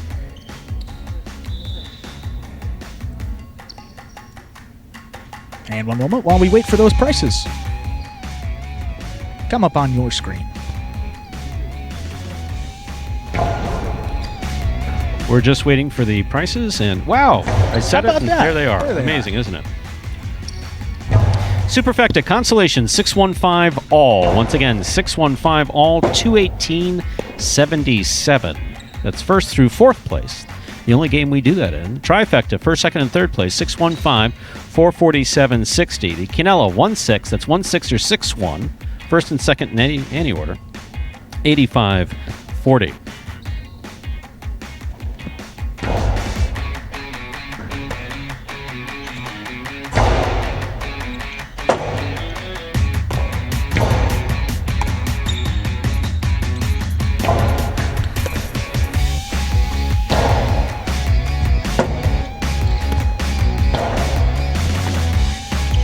I almost wish everybody could see this practice. We have Douglas and Ikeda going back and forth. We're on throw number 11 or 12. It's kind of like the dream team in basketball. Sometimes these practices, that was you get some great these practices are are unbelievable. Absolutely terrific. If you have the luxury to watch them, which sometimes we do, it's cool. No, please, I love watching it, and realistically, Scott said here's a check every 2 weeks for you to watch highlights. So thank you very much. I appreciate that. Simple as the game. It's amazing, isn't it? Catch the ball. Just have to ask. Yeah. How about that? We are back tomorrow, post time for Saturday afternoon. We don't have a matinee performance tomorrow. We just have a 4 o'clock p.m. post time. And then again on Sunday at 12 noon. Andrew, you happy with how that performance went? I thought it was a pretty solid performance. Douglas kind of asserting his dominance once again. Kind of a shaky performance there in that last game, but back on top of the leaderboard for those single standings. Bueno playing really good highlights. So a couple guys that are really finding their groove here in this 2020 season. So see how it plays out the rest of the year. We'll be back tomorrow, so should be fun. And that, ladies and gentlemen, will do it for this Friday afternoon performance of Live Highlight in the Magic City on YouTube's Highlight Channel. We're glad that you chose to join us this afternoon. I invite you to join us again tomorrow when we'll play 9 more action-packed games at 4 p.m. We sure hope you enjoyed today's highlight action at Magic City. Please like and subscribe to the Highlight Channel, and let us know your thoughts and any questions you might have in the live chat during our games. On behalf of the players, staff, and management of Magic City Jai-Alai, we thank you for joining us today and hope you'll join us again tomorrow at 4 p.m. Goodbye, till we can see you back here at Jai-Alai.